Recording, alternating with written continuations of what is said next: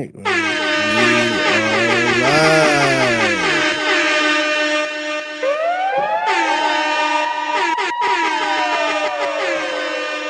Man, so I'm working. I ain't even tell you this, but I got some buddies of mine in Cleveland that's working on the intro for us.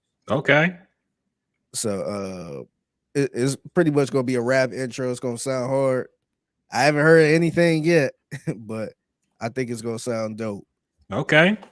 So hopefully this our last intro coming in like this. Coming Yeah, in dry man. with We no gonna get. lube. We're working on some production things. We need a video. We need some fancy stuff, but we working on it, man. We Yeah. had to. We used to do dope Figgy mixes, but we done got shut down by the law, man. The law, the YouTube cops, the Spotify cops. They want to shut us down. They don't want to see us shine. Yeah. So we got to have like original made music that we got to pay niggas for to fucking bring in our podcast, man. We working on it though. Yeah, so that'd be coming soon. Once I get the song, then we can probably figure out what I might have to bring you up here for the video. Okay, we'll see. You got to get in rapper mode, man. Maybe all stiff. Man, we'll see. We'll see. I can't imagine it not being like corny as shit, dog. That's my only problem. Like us doing our own little podcast. Like I'd rather it be like a collection of clips of interviews and stuff we've done. But like, if we gotta do like a slow motion walk towards the camera, like, dog, that shit gonna look so corny, man. I don't know. You gotta do the old Drake.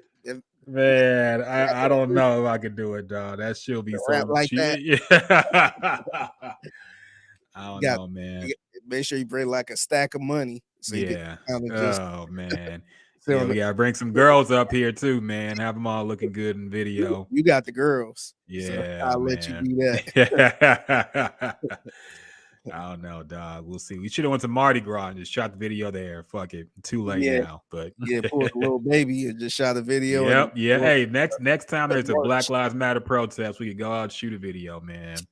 Look like we're about to cause like that. I know. Like, all right, cut. All right. Shit, man. But yes, we are back at it, back live in full effect. Another exciting edition of the Ginger Juice podcast on deck. A lot to break down, a lot to talk about. Some new music actually came out for once, you know. Imagine that. Albums actually released in 2023. About damn time. Right? So we're going to break that down. A lot of topics, little trending things, little things in the sports world we're going to get into now, since we're also low-key a sports podcast now, because fuck it. It's just, this is what y'all want to see apparently, because our views be going up. We talk about sports and shit. We get more views when we talking about sports. Right. I think your niece is the only person that's complained about it. Yes. So everybody else seems cool with it. So we're going to talk some more about sports and all that stuff. But first off, man, quick wellness check. How you been, Figgy? Man, I've been pretty good, man. It's that time of the year now, man. It's rodeo season. Oh, yeah. What's the day y'all always call it? Texan Day? Happy Texan Day. Go Texan Day, I think, something like that. Yeah. So I've been seeing a lot of the little kids with the little cowboy hat and the cowboy boots and all that shit. So yeah, that's so cute. Making them dress up in that uncomfortable ass shit. Yeah. Did you ever dress up like that? Did you ever have a cowboy hat? I think so, dog. Like the boots are the worst to me. Cowboy boots are fucking uncomfortable, man. Like, I'll never wear that shit again, dog. I don't know how people walk around that shit all day in them cowboy boots, man. I gotta tell you what they've been telling me. You gotta pay a good pair. You gotta pay a good price for a pair of good boots. Yeah, for you gonna wear it once a year, maybe if that, then never again. You gotta get a good pair of fucking cowboy boots, man. Get the fuck out of here, dog. Like anybody could tell the difference when you out there. Like it's a pair of J's. You know? I know you ain't walking around with Calvin Air boots with right. on it. Like you could tell the difference between like Team Jordans and fucking real Jordan 4s. Nobody knows the difference between some fucking bootleg $12 cowboy boots and like $200 cowboy boots, man. So y'all gotta chill with that cowboy boot elitism. Sick of that shit. What's funny to me is like it's mainly the fellas though. The fellas who pay all this money on cowboy boots just to wear a big ass pair of jeans over it. Yep. Cowboy boot. Yep. Like, nah, I'm gonna show these hoes off if I paid that much money for them. Dog, I'm sorry. That shit just mad uncomfortable, man. The one thing I like the big belt buckles. The big Really? belts are dope. Yeah, that's like some real Texas shit, dog. The big belt buckles are cool, but the cowboy boots are fucking uncomfortable. I don't like wearing cowboy hats either or nothing like that, but it is what it is. You got to get into the spirit once a year, I guess, at least. Yeah, I ain't gonna lie. This was the first year ever since I've been down here since I thought about like, damn, maybe I can dress up one time next year. For this day next year, just go all out, get the boots, get the pants, get Yeah, the man. You gotta do it once, at least once. Yeah, I can't do it. That was like I thought about that for like a 5% chance, man. I just Yeah. can't do it, man. I don't know, man. I can rock a lot of shit. I just feel like I can't pull off the cowboy shit, man. I'll say you'll get a lot of love from your Houston friends, but if you put that shit on Facebook, everybody from Cleveland gonna clown you, man. I'll Yeah. say everybody's gonna clown you when they see you in the pictures, dog. Yes. And truth be told, man, people clown me when I said, "Hey, it's rodeo season. It's time for the rodeo." What the fuck you doing at the rodeo? Because from my point of view, when you say rodeo, you thinking like, oh, what you riding a bull? Yeah. That's the only thing they think about when you say rodeo. But they don't think about the concerts or the actual carnival and the food and all that stuff. When you say rodeo, you thinking tying a bull up and riding some horses and all that shit. So I get clowned for that. I had to tell people from Cleveland that's trying to come down. I'm like, you gotta go to the rodeo. They're like, we don't want to go to the rodeo. And I had to explain to them, like, nah, like, listen, trust me on this one. This is something totally different, man. This is it technically is a rodeo, but there's just more than they think it is. But It's when music I as first well. when I first went, I didn't even actually go to the rodeo to see like the show, like not the music show, but the actual rodeo. I just went to the carnival and then I got there a little late and went to the show. So it wasn't like I was sitting there engaged with the the horse riding and all that shit. So have you ever seen that part? I did. Okay. I've seen that part, yeah. So I think the following year or a couple years later, I seen it last year too. So at that point, I was like, okay, this is cool. I think the whole experience is cool. I think you at least got to see it one time. Definitely, like it sounds whack until you're there, man. That's the Yeah. thing. Like, who wants to see horse ride? Like, you think of all the stereotypes from the South, I guess, if you're from up north. But when you actually see niggas riding a bull and falling off and it's all crazy and chaotic, it's actually fire, man. So yeah, it is. Yeah, like I wouldn't tell people don't go see it, but at least you got to see it once. I probably wouldn't see it again. I probably wouldn't see it this year. I'd probably try to spend more time in the carnival and then go in for the concert. But I think you got to at least go to see all of it at least one point. Yeah. Yeah. Yeah. I mean, there's not many occasions where you can like really get into the Southern spirit in Houston. This is not like the stereotypical Texas that people think it is. Very diverse, very more modern, but the rodeo is like the one time a year you can actually get into the culture, man. Yeah. Mm-hmm. So you gotta do it at least once. Yeah, I agree with that. So to my people up in Cleveland, if you never went to the rodeo, just come on down and try it out, man. I think it's worth it. Yeah. I want to y'all want to move to Houston anyway. The new rule is you can't move to Houston and not go to the rodeo at least once. Okay, that's in our bylaws. Actually, okay, you get kicked out if you don't go to the rodeo at least once. Yeah, shoot. Honestly, they don't need to try to move back down. They don't need to move down here. Did you see that little article that was talking about the dirtiest city list? And Houston was number one. They always put that list out just to fuck with people. Yeah, and honestly, I don't really pay attention to that shit. But I was looking at the people that was like trying to defend it, like, no, see, no, this is no. I went to Houston before, and the downtown is. I'm like, dog, no, like, look, man. To me, New York will always be number one, man. With all them damn rats they got, man. Like, what's the source for this, man? I ain't no journalist, but What is that? Yeah, exactly. Because look, don't Flint still got like dirty water? Didn't yes, the city in Ohio just get like nuked by some toxic materials? yeah, LA still got skit. They got a whole neighborhood of nothing but homeless people, man, in yeah. LA. I heard San Francisco literally got shit on it. Yeah, in the streets everywhere, dog. Like, what is the ranking based on that Houston's the Yeah, dirtiest? yeah. I don't But know, man. yeah, but people was in the comments trying to take it as the gospel. I'm just come on, Hmm. No, they just make that shit to like rile people up, man. They know what they're doing. yeah. That is what it is. We need to make a damn list of the best podcasts. Yeah, and put us on top, of course. Yeah, or at least number two. Yep, Yeah, yep. make it super obvious. Yeah, put us number 2 and like fucking Drink Champs number 1. Yeah, We're above Joe Budden and all them. but like number 9. Yep. Yeah, man. Well, as far as me, I gotta say, man, I did make a purchase this week. I got the PlayStation VR 2 this Okay, week, man. did that just drop? Yeah, Because it came out on Wednesday. okay, I see somebody else pretty much tweeted out they got one. Yeah, it came out Wednesday. I pre-ordered it and everything. Okay, It's very expensive, man. It's as much as the fucking PS5. really? Yes, it's very expensive. But Damn. I wanted to try it just because it looked super legit, and I never tried any of this VR shit. I know they got like several VR headsets. I know it's gone a long way. I ain't done nothing VR since like the Virtual Boy back in the day, man.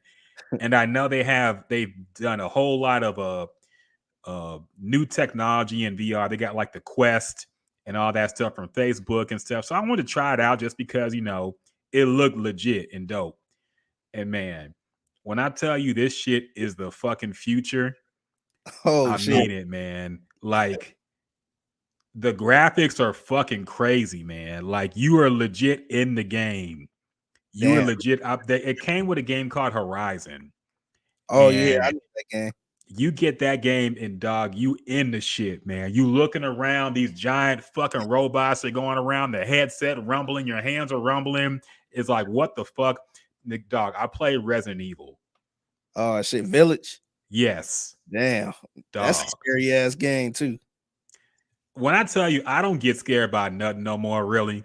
Because when I play a scary game, I'm like, okay, I'm sitting in my living room with a fucking controller in my hand. This shit's Yeah, not gonna kill me. yeah. Dog. They put you in the shit, man. They put you in the fucking game, dog. You walking around and there's like, it's like being in a legit scary ass movie, man. Because number one, I'm scared of being like it's like it's not like the old Resident Evil. It's Yeah, more like these scary rednecks yeah. that are also monsters. Scary white So people. that's already my fear as a black man being trapped in like redneck racist country alone. And then you're walking along and there's like all these dead animals strung up. You right in them, you see them. Damn. Nigga, there ain't no button to pull out your gun. You got to actually pull the shit out and Oh shit. reload it with your fucking hands and cock Oh that no, man. shit That's and crazy. shoot. And now it seemed pretty easy, but when you got a nigga chasing you and you got to do all this shit just to shoot him, nigga, this Yeah, shit is the future, man. I'm telling you, this shit is the future of gaming. man. Like, I'm gonna have to buy this now, man. man, it's expensive, man. That's the thing. It's fucking expensive. Like, I would, if you were interested, I would wait until probably Christmas because I feel like they're probably gonna drop the price a little bit, and by then there'll be more games out. So right now it's not too much. They got VR modes. Like I play Gran Turismo. That game is fucking crazy. Like you in the car, dog, and the car looks exactly like the real car does. So you Damn. feel like you rich. I'm in the fucking Bugatti, and you can see the display and everything. I'm like, oh shit, I'm rich now, man. Damn. So I'm it's looking at that. legit, Damn, this shit is more than a damn game. nigga. When I got it was $650 with the game. Shit, which man. is more than the PS5 by like $100. Yeah, I'm looking at it now on Amazon. It's $5.99. Yeah, That's crazy. it's fucking pricey, man. But it's also like the best VR headset on the market now.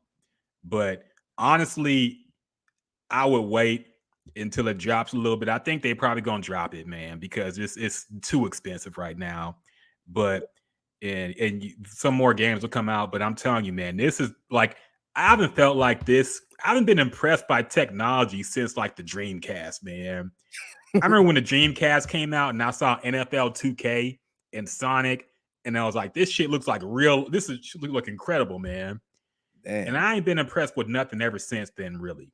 But this is Damn. the first time in like 10, 20 years that I've been truly impressed by some video game shit, man. I'm like, this shit is the future. And this is what we gonna be playing in the future, dog. We gonna be in this shit. It's not just you sitting at home on a TV screen watching it.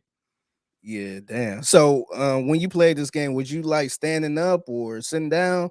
Yeah, I was standing up. You can sit down, but it's weird because like you got to look You got, around to move. yeah, So you got to move around in your chair and shit. I sat. You can sit down on Gran Turismo, of course, because you're sitting down in the car anyway.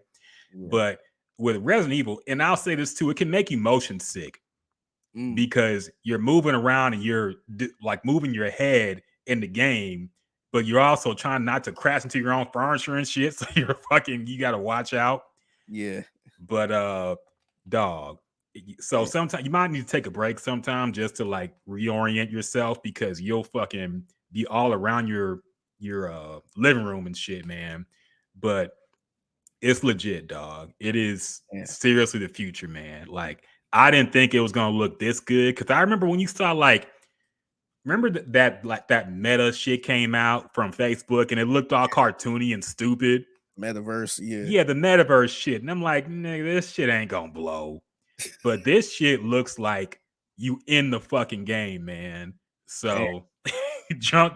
Hey man, if you got money to blow, do it. But I don't know, dog. It's fucking expensive. Drunk said, chill, you gonna maybe spend my Christmas bonus too fast. Yeah, man. I honestly I would wait till the price drops a little bit if you can, because more games will be out and it'll probably be less expensive. It's fucking expensive now, man. But if you got money to blow and you bored, and you want like Madden in this shit might actually give you real CTE if you play it, if you play it in VR, man. It's fucking crazy, dog. I couldn't believe how Damn. incredible it looked. Damn. So Damn, I'm over here looking at the damn videos, man. yeah, it's I was nervous about it because I pre-ordered it, but I was like, what if it's whack? But the reviews were all good. They were saying it's really good. And then when I played Resident Evil and Gran Turismo and Horizon, I'm like, okay, this is the future, man. This is Damn. the future, dog. Like, this is how we're gonna be experiencing the world in the future, man. We're gonna be in VR shit, dog. So it's a lot of fun. But like I said, some people get motion sick when doing it. So you might want to like, if you can ever find a place to test it out or try that shit first. Cause like some people get really sick playing VR games. And even me, I was like, it's connected to the PS5. So I'm like turning around. I got to make sure I'm not going to trip over the cord when I turn and shit. Oh, damn. But Damn, it's it's not wild, man. wireless. No, it's not wireless. It's got it. And I think that's what makes it so powerful because you hook it up to the PS5 Yeah. but it's not wireless. So Okay. you got to watch out. And like when you first put it on, it maps out your whole play area.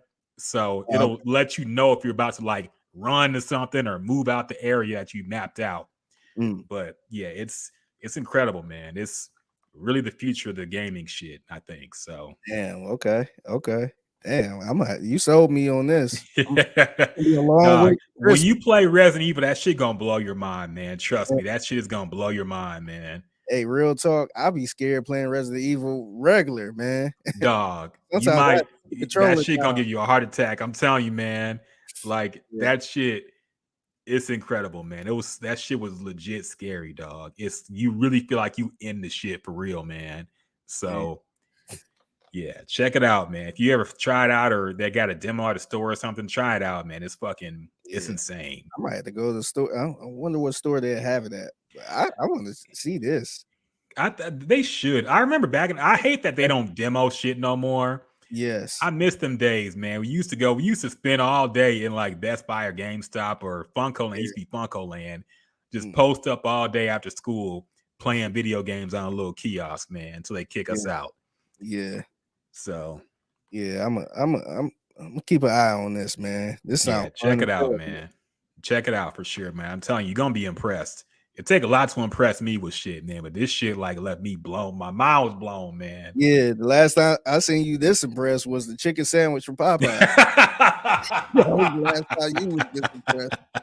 Yes, and we forgot to record on the fucking podcast, but yes, I was hyped about the chicken sandwich. I knew it's gonna be a hit. You was the first person I knew that mentioned that sandwich. Yeah, man, and that shit took off. So I'm telling you, man, I'm doing it right now. This VR shit is the new wave, man. It's gonna be the new wave. Junk said, post up a Toys R Us till the sun come up playing a new. Yeah, man. They used to have the demos. Used to just play Dreamcast and N64 and Super Nintendo, whatever they had. And my mom used to be a manager. Then she was like the district manager of GameStop before it was Funko Land. So after school, we just spend all day there. I'd be like, change the game, please. Put in something else. She put in something else. Just stay there playing games all day, man. Yeah. So we'll see. We'll see. But this shit is a new wave, man. I'm telling you. Man, you need to get paid for this endorsement, man. I wish they would give me this shit for free. I know some people got their review copies. Yeah. I should be like a gaming YouTuber, man. I need to get in that little market. Should get into, man. We should make it. I thought about this. I should probably be saying this on right now, but I thought about making a gaming podcast, like a podcast, like interviewing guests and playing a game. I feel like that would be dope because you don't really see too much of that, but kind of how we do anyway. But just playing a game and talking and interviewing people. I think that'd be dope. No, I'm down with it, man. Like I can talk about a lot of nerd shit, dog. I got a Twitch stream I'll be streaming sometimes on too. So, like, yeah, I'm down with the gaming podcast thing, man. There's a lot of people in it, but I feel like there's still not a whole lot of black people doing it.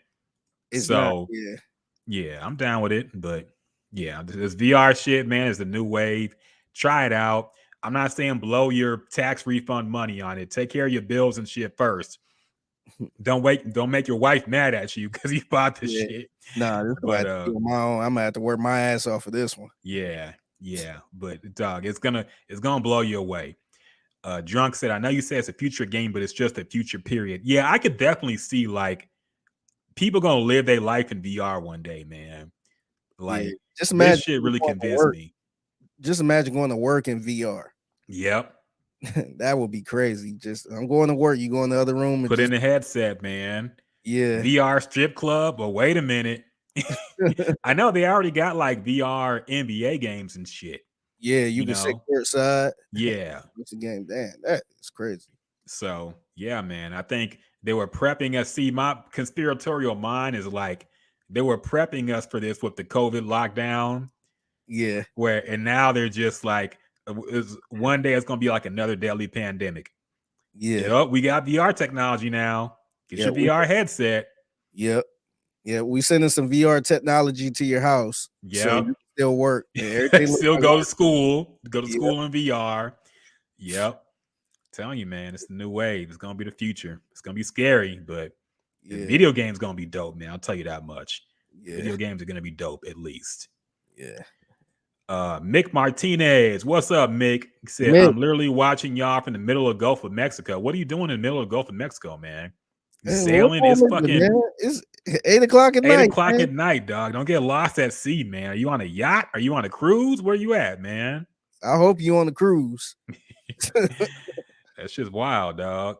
Yeah. But yeah. So PSVR 2 gets a qualified from me. I guess that's a review for me. Yeah, that was a damn good review. Yeah, I'm telling you, man, that shit's wild. Yeah, I seen somebody post it, but I don't know why I thought it was old. I thought they been had something like that. But yeah, that's crazy, man. I'm gonna have to keep an eye on this. No, I'm telling you, man. When you put that shit on for the first time and get in Resident Evil, you're gonna have to take it off, man. Like, this shit too scary, man. It's wild. Man, I do that with the game now, man. I was playing Resident Evil not that long ago. And you know, this is how much of a nerd I became now. I start looking on YouTube just watching the walkthroughs. So I sit there and watch that shit like a TV show, man. I was watching. I know you probably heard this game called not The Last of Us, but I think Locked Up or something like that. It's a game where you start off in jail and you break out. You got to play with 2 players. Oh So shit! you Nah, I can't haven't play heard it of by that. yourself. What's the name of that damn game? It's called God dog it.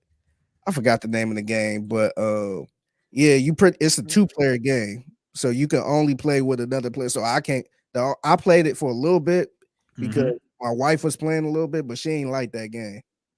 But we pretty much start off in jail and we got to work together on some shit. So it was actually pretty dope. It was like a dope little storyline. It sound dope.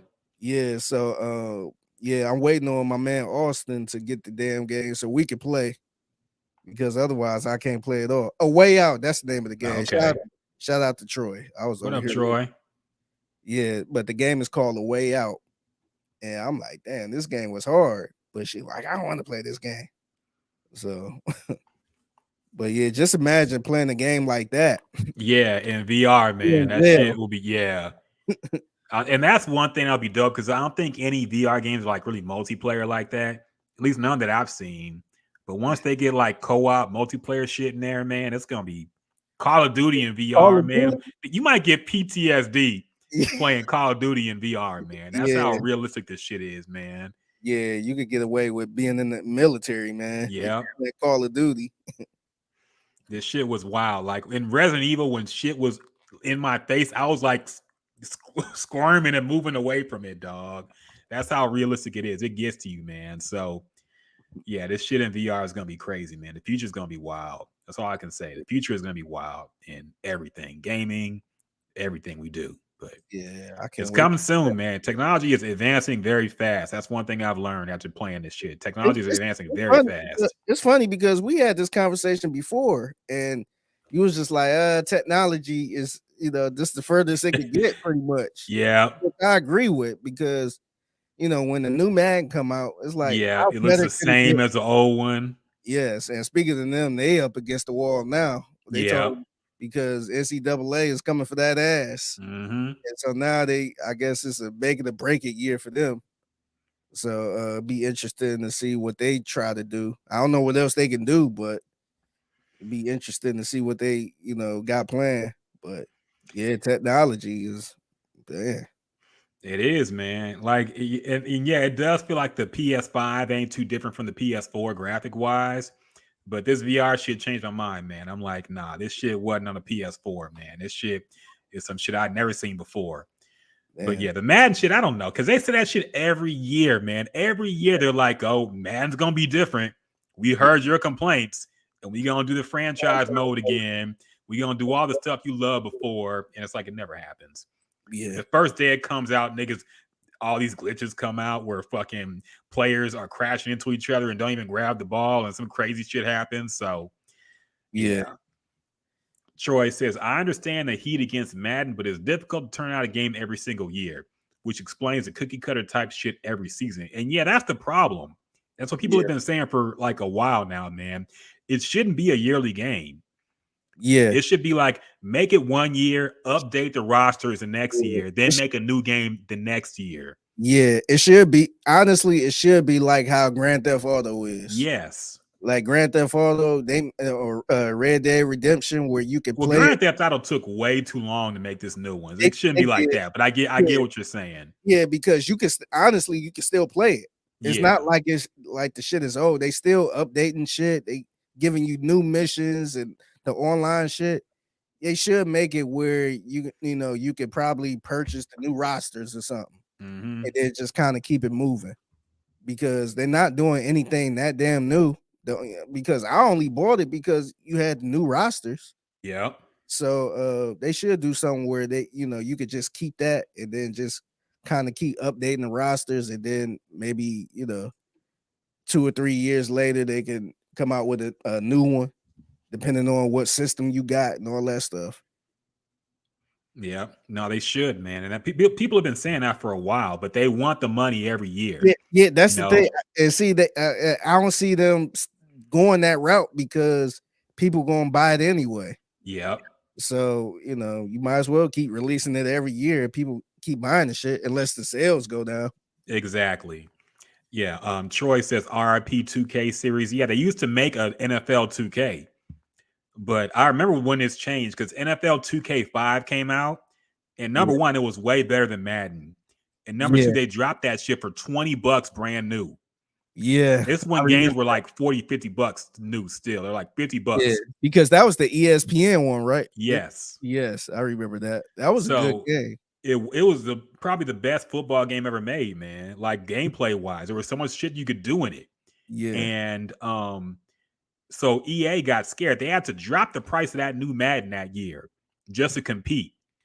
And then that's when they got the exclusivity license because NFL also got pissed. They didn't like the fact that this NFL product was being sold for cheap. So they got upset. EA got scared that they were going to lose the football market. And that's when they said, okay, only EA can make the simulation football games. yeah, So fucked up the whole game for us, man. But 2K was fire when it came out. So we'll yep. see. And that kind of explain why they I guess Madden been kind of slacking a little bit because there ain't no competition. Yep. When you the only person, you can do whatever you want. Exactly. Exactly. That's why they got lazy, man. And that's why 2K, the NBA 2K is low key getting lazy too. Because Yeah, ain't nobody competing with them, man. yeah. Ain't nobody buying live. Oh, do they Yeah. still make live? I Nah, don't they think they don't. make it no more. They don't. They gave up. I think there was one game, I think it was called NBA Elite 11 or something. Like 2011 supposed to come out. And it was super glitchy, man. Like niggas made videos laughing at how glitchy the demo was. So like it was so fucked up after that shit came out that they canceled the game, even though the game was done. But they didn't release it. Damn, And that was like the last NBA live type game EA ever made. And they damn. just said, fuck, we just gonna focus on NFL. We ain't doing this NBA shit no more. It's too hard.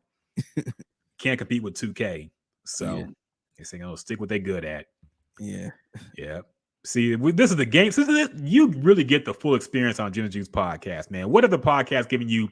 Gaming talk, sports talk, hip hop talk, wrestling talk. I want to talk about wrestling one day, man. Look, I'm yeah. low key, like I haven't watched wrestling in a long time, but I'm low key invested in the Roman Reigns bloodline Really? storyline, dog. Yes. So what's the storyline? I know Roman Reigns is, but I never watched him wrestle. Like I don't know anything about him. He's an okay wrestler, but he's gotten really good at like the character of him being like this super scary badass type dude, man. So he has like he has his team called the Bloodline, where it's like his real family, and it's the tag team of Jay and Jimmy Uso, who are actually Rikishi's sons. Remember Rikishi? Oh, okay. Yeah, his grown-up sons are in this team. Damn, I didn't And know Paul that. Heyman is also in it. And they had this guy named Sami Zayn, who was like this white guy who wanted to just get in the crew and be down with them. And so they were like, okay, you could be down with us, but you got to put in work. And they made him like beat up his friend and shit, his friend Kevin Owens. And he was starting to he was starting to be like, nah, I ain't really with this. So they basically like forced him to beat this dude's ass. And he was like, no. So they turned on him. So he turned down Roman Reigns and they started beating his ass. But there's another guy in the Usos who's like cool with him. So he didn't want to beat this guy's ass. It got real crazy, man. You got to watch shit on YouTube. They got like a collection of the whole thing. But yeah, I'm very invested in this WWE storyline. I don't even watch WWE no more, man, or WWF as I called it. But I'm very invested in the Roman Reigns bloodline storyline. Yeah. So do you think Triple H has something to do with the better storylines? Because I seen a lot of people saying it looks so much better now, or I don't know how much he changed or anything, but a lot of people said I guess WWE got a lot better since Triple H kind of. Yeah, it seems like it's more, and like I don't watch the whole show. Maybe there's still some goofy, stupid shit, but it feels like it's a little more serious, man. Like it's not like a lot of stupid shit you saw when Vince was apparently calling all the shots. Yeah. Like it seems a little more serious. This bloodline thing is the best storyline they've had in like years, man. I want to say since like the 90s, probably. Damn. It's that good. Damn. But yeah, it's I don't know, man. I don't know exactly what Triple H does or what Vince did, but it does seem like it's more interesting than it's been in a while. And I think that's probably because of him, because he actually is younger and gets it. Yeah. Vince McMahon kind of probably damn near got dementia at this point. Yeah. Past this time, man. Troy says, y'all remember when Rikishi ran over Stone Cold storyline? Yeah, I remember that, I man. remember that. And that Yeah. was so random as fuck, I Because thought. I was shocked. I'm like, what? Why? That was so shocking, man. Yes. Because, like, I feel like they only did that because they were stuck. Because all of us thought it was Triple H, because Triple H is always the bad guy, man. So Yeah. all of us was like, yeah, it's going to be Triple H. It's going to be the usual bad guys in here. But they said Rikishi did it. The nigga who was dancing just a week ago and fucking with the goofy hip hop group. Yeah. Suddenly he's like this super badass now. But I did like his remix theme, that I'm a bad man. That shit was hard. But yeah, that was super random, man. That was so crazy. But Rikishi's still a legend, man. He's still put on for the Samoans in the WWE. Yeah.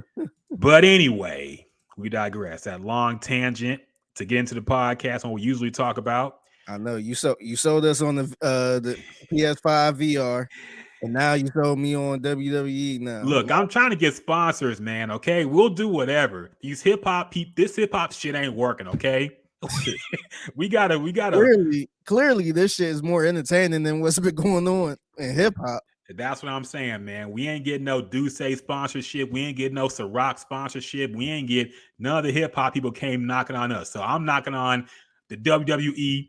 I'm knocking on Sony PlayStation, video games.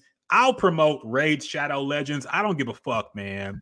We need more people sponsoring the podcast, okay? So we got a wide range of things we could talk about. Okay, this hip hop shit ain't cutting it. We tried it, okay? Yeah. So yeah, we trying to spread our wings and fly away. Yeah. So anyway, back to the hip hop shit that ain't paying no bills. We can talk about some new releases, man. Some new albums that came out this week that we have listened to, at least some of. So I spoke highly of the Yeat album last year when it came out. I liked it. I thought it was good gym workout music. And I know you've heard this new album that came out from him called Afterlife. Yes. So what are your thoughts about it? And what are your thoughts about Yeat as an artist? Because I feel like he is somebody who's been blowing up a little bit. He's had like a big complex cover story a few weeks ago. And he's somebody who's been kind of bubbling up. People have very different opinions about him. What are your thoughts on Yeat and this new album he had come out? So I got hip to Yeat from you because I had no idea who he was last year when you reviewed this album. And so I'm like, oh, he got a new album. Because he actually popped up second on my album, on new suggested albums. Mm-hmm. First was Don Toliver, which I'll get to later on, but he popped up. So I'm like, oh, okay, let me check this out. And look, man, I his production sound amazing. I like his beats. Had to turn the bass down in the car because it's extremely too loud, but the production sounds great. But it's a few songs that I saved for myself to keep put it in rotation, but I got to be in a certain mood to listen to him, man. At some points, I'm like, I don't know what he's talking about. Sometimes his voice don't really hit right. I had to go back and look to see if it was him or if it was like he got 5 different type of voices, man. And I'm just like, man, like I don't know. I got to be working out or trying to get hype or something to listen to this. But yeah, man. Look, at least with Playboi Carti, you know what you get from Playboi Carti. We was kind of up in arms when he had that. Remember, he had that Drake feature, or Drake had a feature with him or something like that. Yeah, and he kind of changed his voice. He had this high baby voice. Yeah, I yeah, still like that shit. Yeah, we were still kind of like nah, but that eventually came around to me where I'm like, okay, Mm-hmm. that's what he's on right now. But Yeat got too many different type of voices, man. Yeah, too many Even, effects. And yeah, ain't even the flow, but it's just the way it sound. And I'm just like, this ain't it. Like he get a pass because of the beats, but mm-hmm. outside of that, I'm just like man, like that's like I tell people to go listen to Trippie Redd.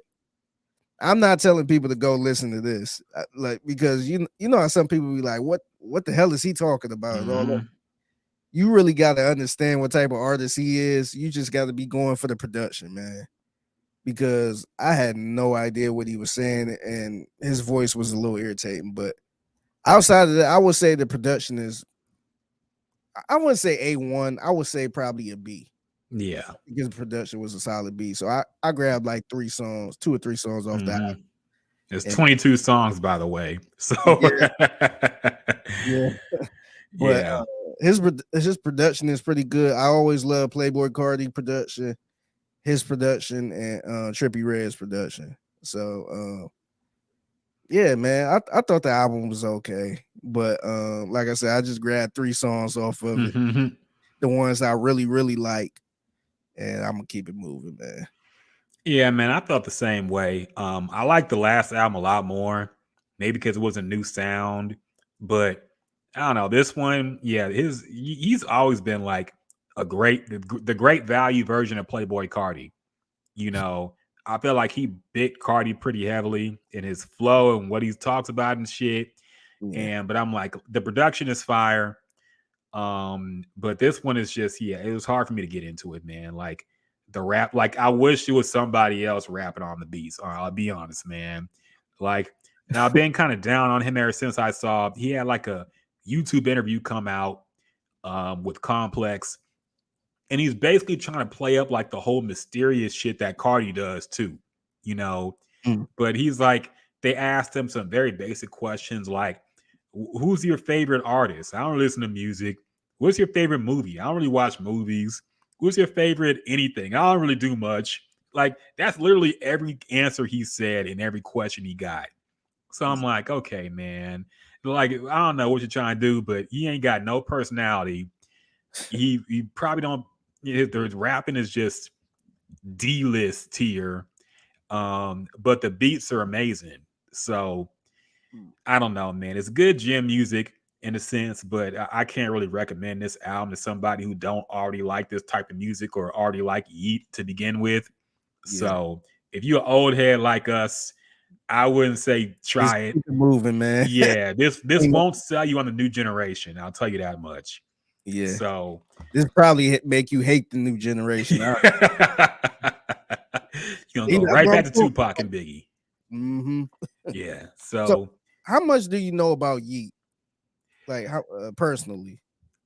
I mean, I've I didn't even know what he looked like, to be honest. like he wears a mask like pretty much all the time. So he's trying to play up the whole mysterious thing. Um, but yeah, it's like he tries to be as mysterious as possible, I've learned. Yeah, So which makes me think like he's either probably like a super nerd and don't want that to come out. it's funny you said that because I'm looking at his picture now. He got a mask on, but he looked like he light skinned. First of all, I nothing. thought he was white at first. I think he might be like Latino or something. That's But I another thought he thing. was like, no, he don't ever say Oh, the N word, so that's yeah, a so flag. his mother name. I mean, his name is Noah Oliver Smith. Yeah, His mother is Romanian, white. And his father is half Mexican and half white. yeah, he don't got the N word pass. I So yeah. So he don't say the N word. no, Okay, no, I've okay, never heard him say it. At least okay. in these songs That, I've heard. that kind of makes sense now. Yeah, yeah. Okay, okay. That So make a lot more sense now. And, yeah, I guess he's from I don't know where this motherfucker's from because they got him all over. Irvine, California. So says Wikipedia. Yeah, and then another one say Oregon. So I guess he lived in Oregon at some point, Mm-hmm. and then moved to New York City at some point, then moved to LA. So I I don't know where he was born in was it Irving, California?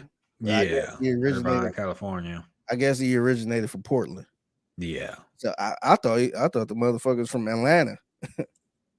So he's from Lake Ridge High School, which is in a suburb in Portland. Mm. So yeah, I don't think he. But to be fair, he don't really rap about street shit. Yeah. So I'm not calling him out at all. Yeah. I was just kind of curious because I didn't know if he was black. White. I didn't know what he was, and I ain't peeped that he don't say the N word. Yeah. So it all makes sense now.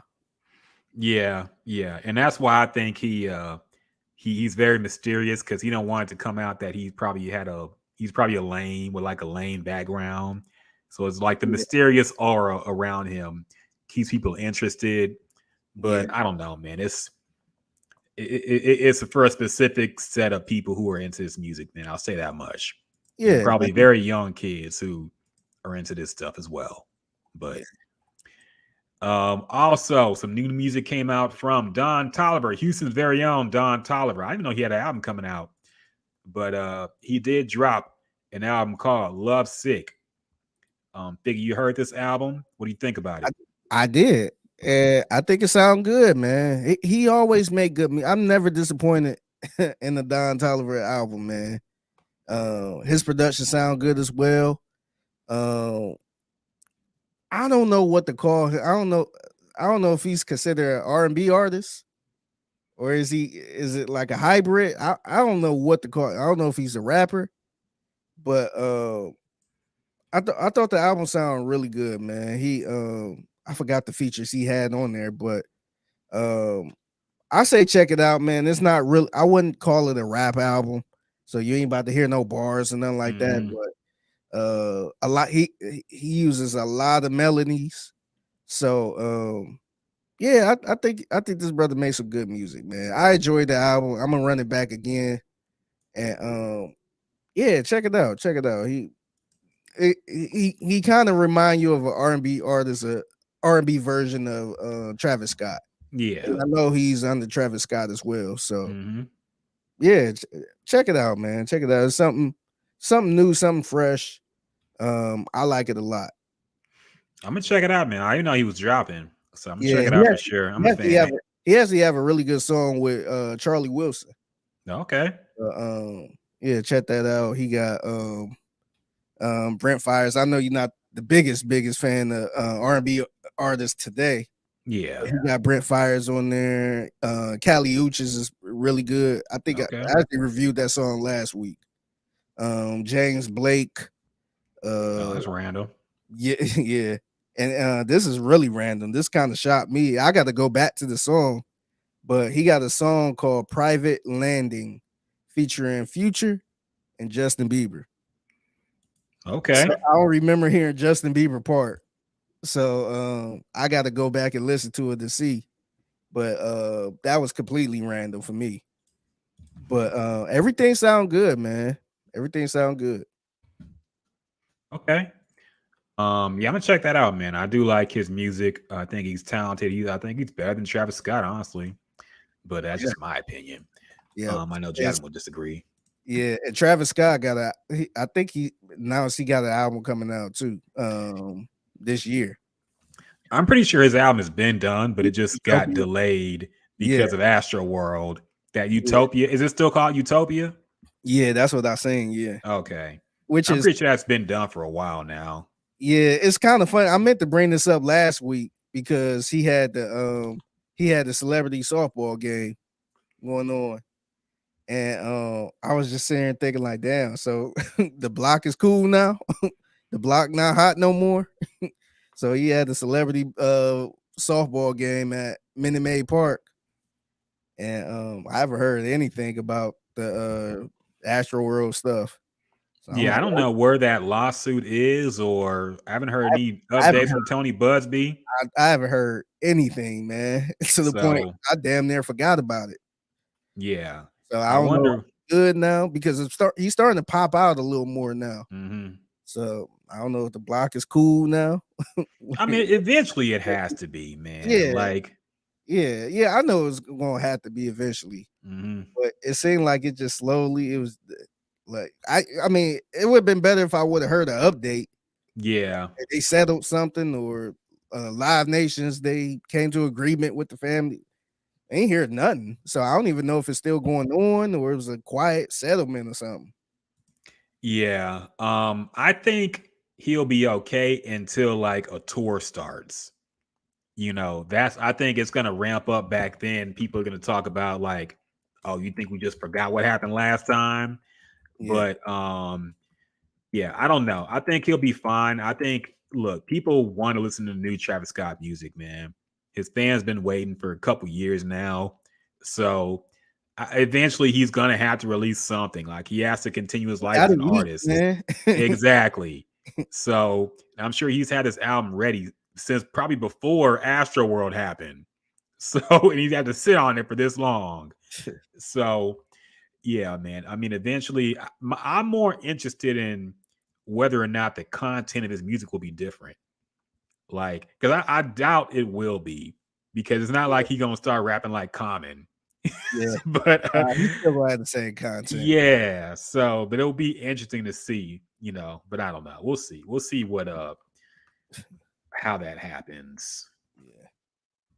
I'm looking for an update on the Astro World thing. I don't see anything from this year, anything kind of recent. I see he settled the first lawsuit from victims, but there was a lot of lawsuits. So okay, he privately settled in a lawsuit in October of last year. Okay. That's one. Yeah, one But out there's of a I lot. mean, Yeah, there's a lot more. So now was this one with the families or because I'm this one I'm trying to look up. I hate when they fucking block this shit. Okay, there's a article on Billboard about it. TMZ, let's just see it. The fucking okay. A source connected to the case tells us it's Live Nation and not Travis who's paying up in the settlement, and no member of Travis Scott's team has been involved in any of the Astroworld settlement discussions. So Live Nation settled a lawsuit with the family of Axel Acosta. He died from injuries suffered at the concert. And yeah, so one of the people who died, they did settle the lawsuit, but it was Live Nation and not Travis Scott selling it. So okay. yeah.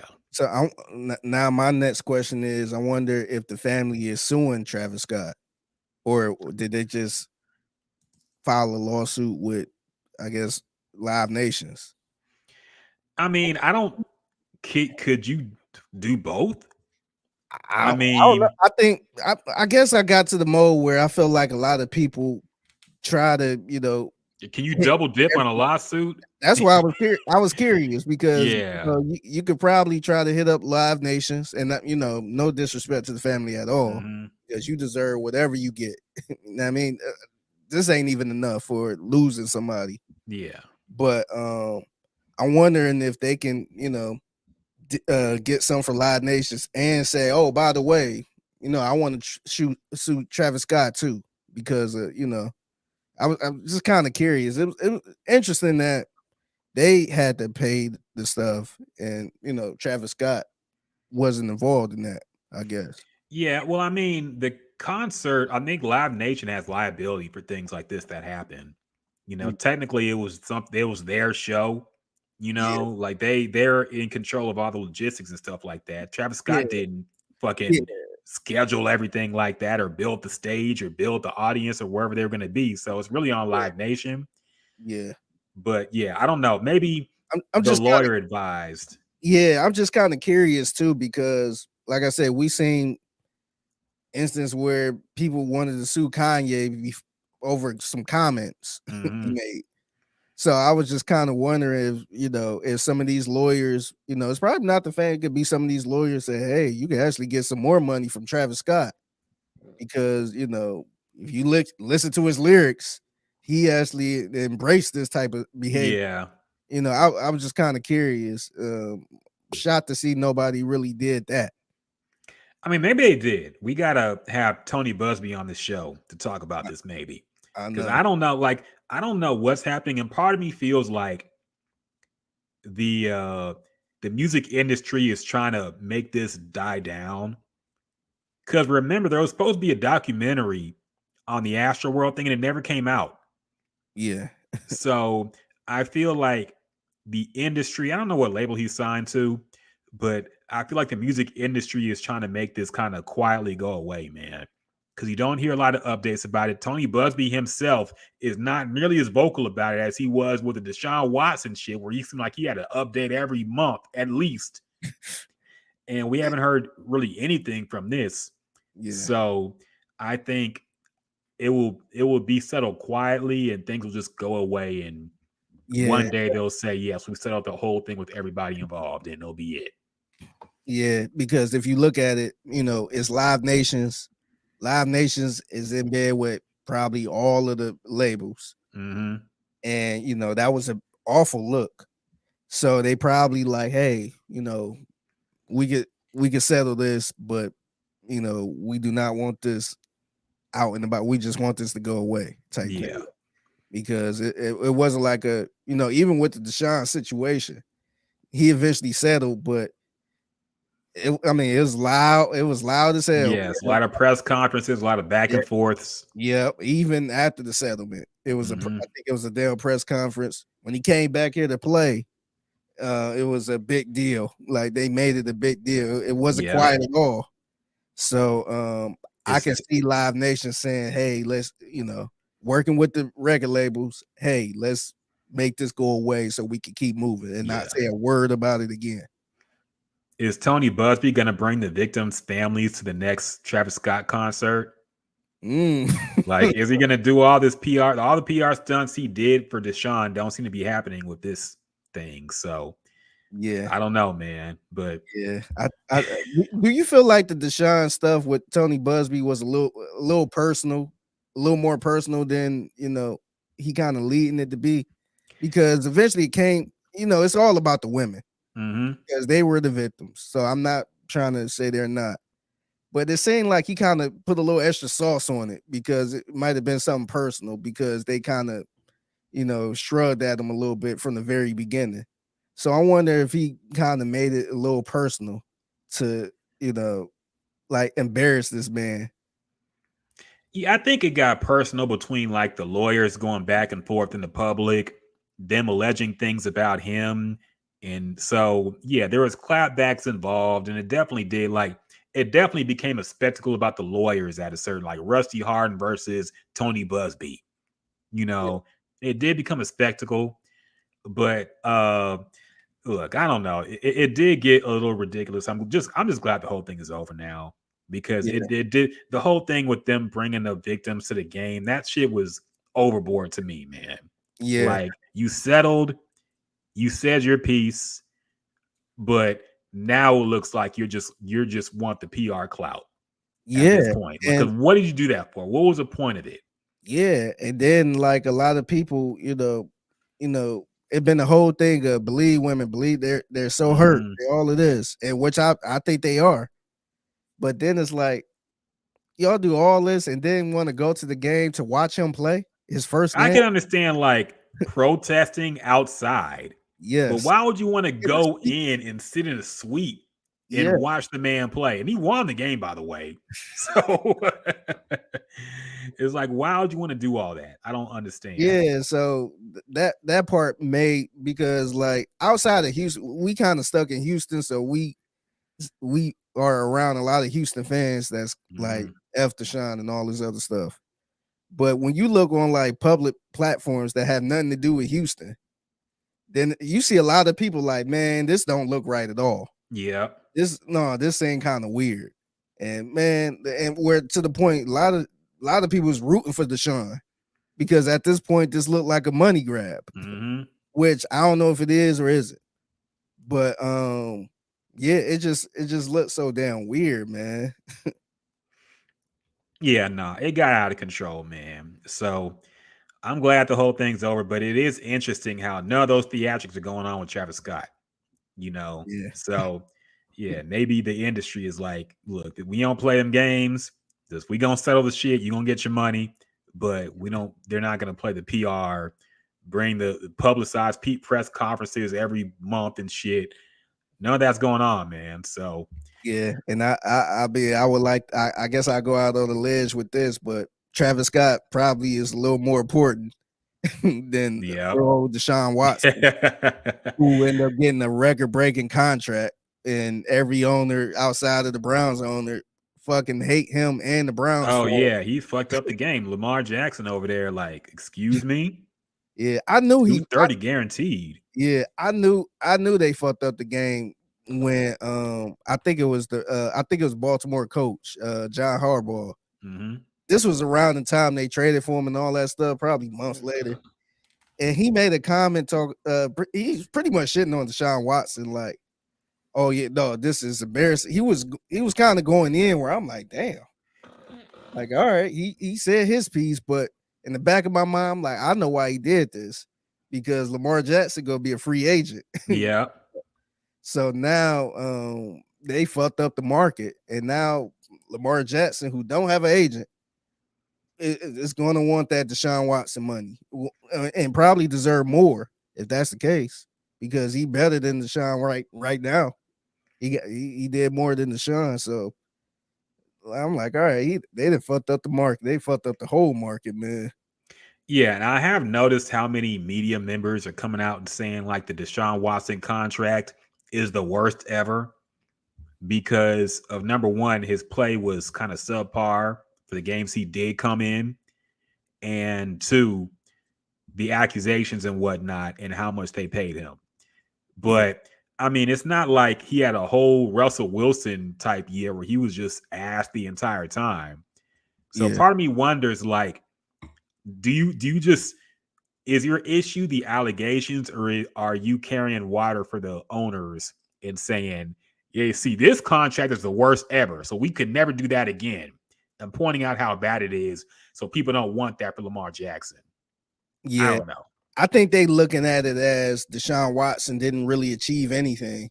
Yeah. He didn't get an MVP. He didn't take his team to a Super Bowl, and he got way more money than anybody. Yeah. So I think they could be looking at it like that. That's true. But, you know, if you somebody like the Browns who never had a quarterback like that ever,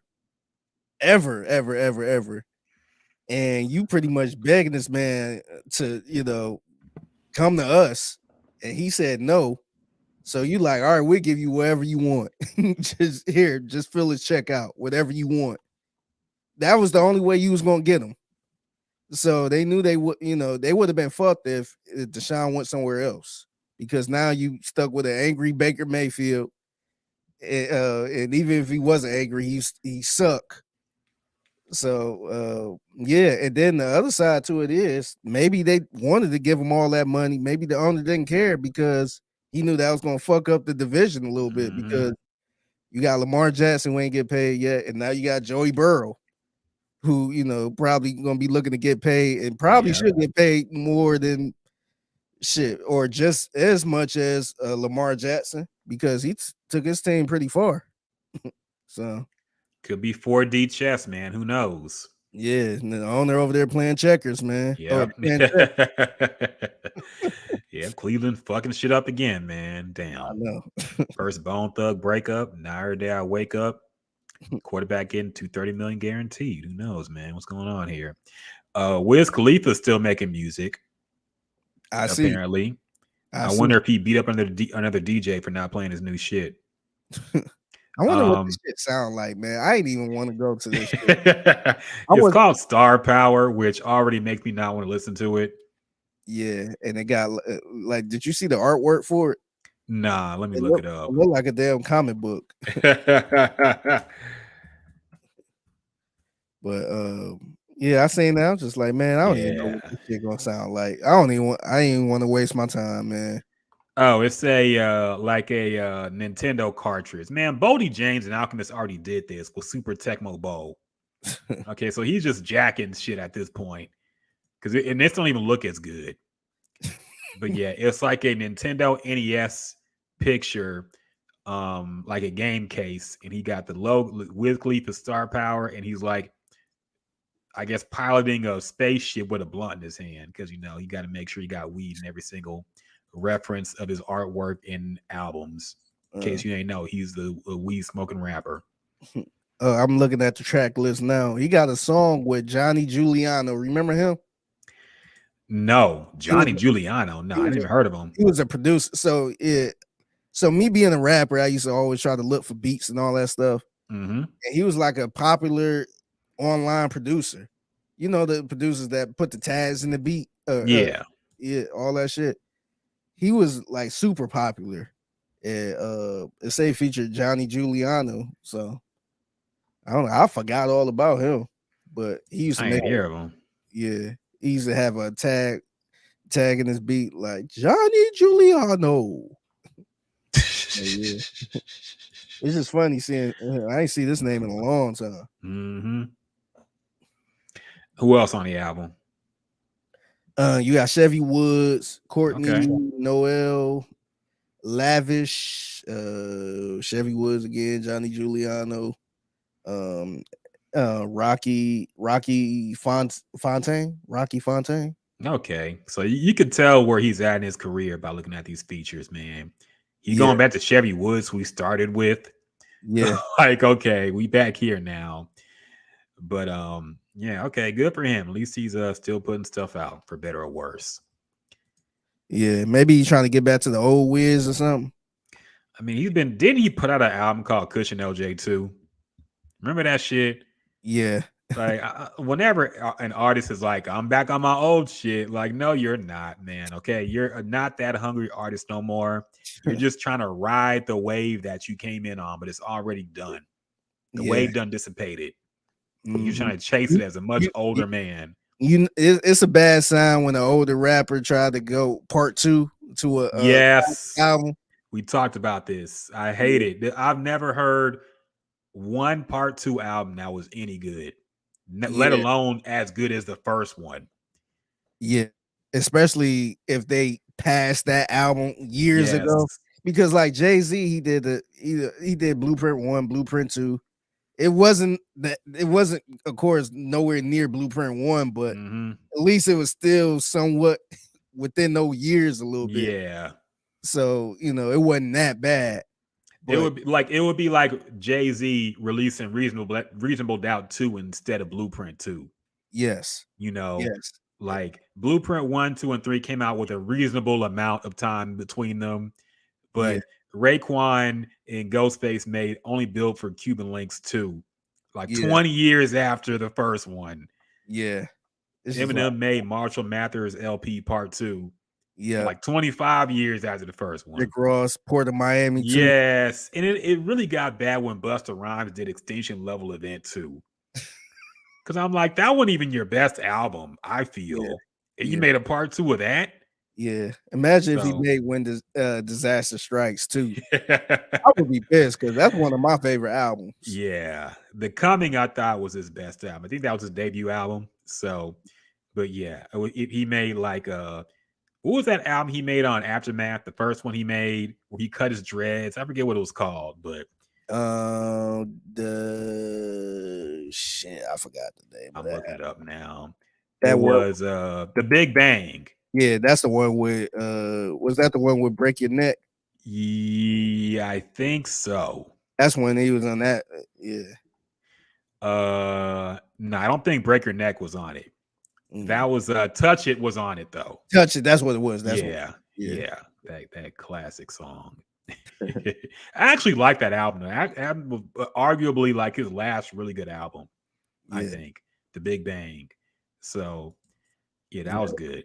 Yeah, but, In the Ghetto with Rick James. Yep. Yeah, I remember. Yeah, no, New York shit. That was a pretty good album. Yeah, because Dre produced some of it, man. Like that was his first album. I think he just signed to Aftermath, and that was his first album in Aftermath, I believe. So that was a good album.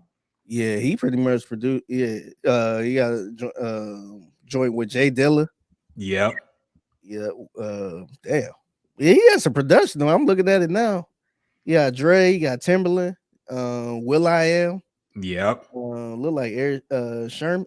I think it's Eric. Yeah, Unfortunately, he has some Swiss beats on it, but we can't all be perfect. yeah, he had one. The touch it was the Swiss Beats. Yeah. Yeah, Eric Sherman, Jay Dilla, DJ Scratch, produced the New York shit. Yeah, man, he has some shit on here, man. Damn, Busta don't get enough respect, man. I feel like need to get a little more respect, man. He has some up until I guess that album. He has really solid albums, man. No, I think he does. I don't know why he doesn't really, because like he came through different. Like he has the backpacker background because he came up with Q-Tip in them in Tribe Called Quest.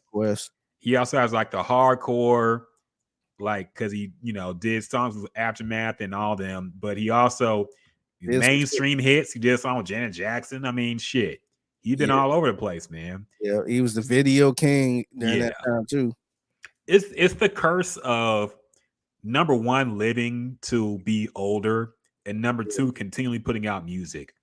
Yeah. I feel like somebody like Missy Elliott, who don't put out a whole lot of music, people look back at her and say, wow, she was so good looking back. Like she was so underrated back then.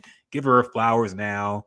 With Busta Rhymes, it's like he's still making music. So it's like when he drops something that's kind of corny, it's like, he keeps doing that fucking Chris that Brown one verse. Yes. I got to do a lot of things. Like the bada boom, bada bing. I do a lot of things. I was so pissed when he did that Chris Brown verse in that hip hop tribute, man. What does he think that's like his most legendary verse? I think so, man. I guess because the way he rap on it. I don't know, dog. Man. I remember. Look, to be fair, I remember when that shit came out, and people went crazy over it. Me too. And I thought it was ass when I first heard it.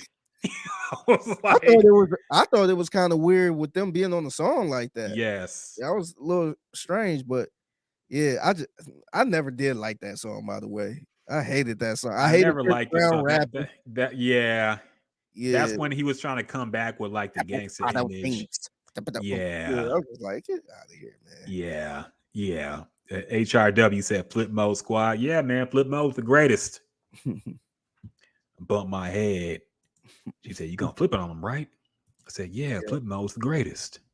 Classic video, by the way. He used to have the best videos ever, man. His music videos from like 96 through like 01, 02 maybe were like some of the best music videos ever made. So very underrated. Yeah, so he had The Coming, he had When the Disaster Strikes, Extinction Level, Anarchy, Genesis, It Ain't Safe No More, Big Bang. Yeah. I remember a theme of his albums were like the year was going to end in the world in the year 2000. And then the year 2000 came and he had to stop that whole thing. So he said, there's only 5 years left on the coming. And then nothing happened. So other things that happened this week. Let's get into some topics, man. A lot of hip hop, a lot of sports, a lot of things. Tab said, what's up, Tab? See you in the comments on YouTube. What's up, man? He said that was hype. That was Hype Williams doing the videos, man. And classic videos. I really like the one Danger. The Dangerous video was just classic, man. Yeah, like that was like just unhinged Busta Rhymes. The Last Dragon where he was showing up at the end. That shit was fire, man. Yeah, that man. You know that song. I listen to that song almost every day. Like still? Still. That's like a good song, man. I was listening. I'm like, man, that song kind of traveled well with time. Like he was actually flowing on here, something like that. Like the production sound good. I'm like, man, he actually sound all right. Oh yeah, another song came out that we've got to spotlight because I forgot to actually listen to the whole thing. Tab says Dangerous was awesome. Yeah, that's an underrated song, man. I think that's a really good Busta Rhymes song. I remember MTV used to play the shit out that video, man. They played it every single day. Yeah. But Running down the street. yeah.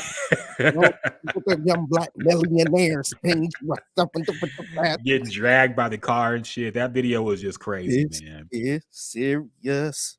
Yeah. We can make you delirious. Now I want to listen to the song, man. Shit. Yeah. That's a classic song by Busta Rhymes, man. Missed that era.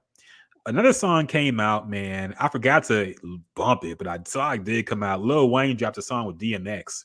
I guess featuring DMX, but I don't know if DMX has a verse. I think he just sampled on it. But I was turned off by the Swiss Beats production.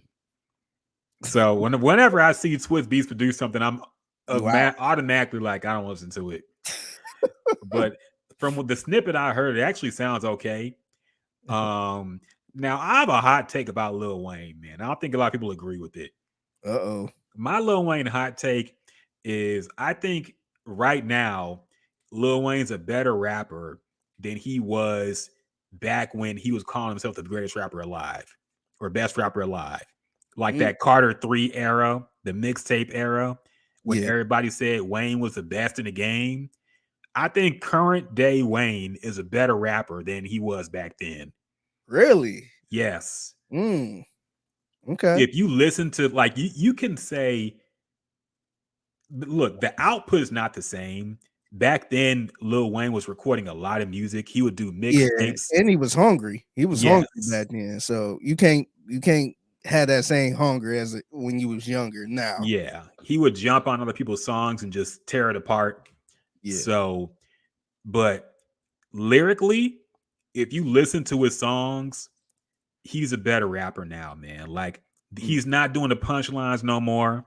He's not doing got paper like loose leaf.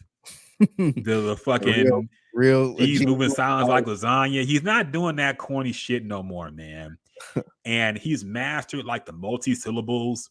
He's a much better rapper, in my opinion, than he was back when everybody was saying he's the best rapper out or best rapper alive. I think currently he has a better claim to that. The only knock against him, he don't drop this often at all. Yeah. You know, but I think technically, lyrically, he's a better rapper than he was back then. I don't think he was that as great as people were hyping. I think it was more of like T.I. calling himself the king of the South. Yeah. Just the fact that Lil Wayne said it, everybody kind of went with it back then. But now I think it's actually true. So that's my Lil Wayne hot take. Because everybody say he was better back in the Carter 3. The Carter 3 is like the worst lyrical era of Lil Wayne, I think. Lollipop is a terrible song, man. I'm sorry. That's his biggest song he ever made. Win like quadruple diamond or whatever. That song is ass, man. Okay. And that started like the worst era of Lil Wayne to me. But I think he's a much better rapper now. Yeah, I could honestly see that. And Tab says last album was so good. It was. Funeral was good, man. Yeah, I don't understand how people say, nah, this ain't it. This ain't it. I thought it sounded good, man. I ain't have a problem with it. Like, I'm not sitting there ranking it against Carter 1 or 2 or Hot Boy shit, but I thought it was pretty good, man. And I haven't heard a verse where I'm like, he need to, let this go.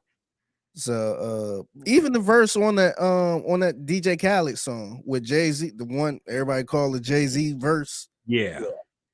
I forgot he was on there. And when I heard, I'm like, oh yeah, I forgot he was on here. That verse was pretty strong. Yep.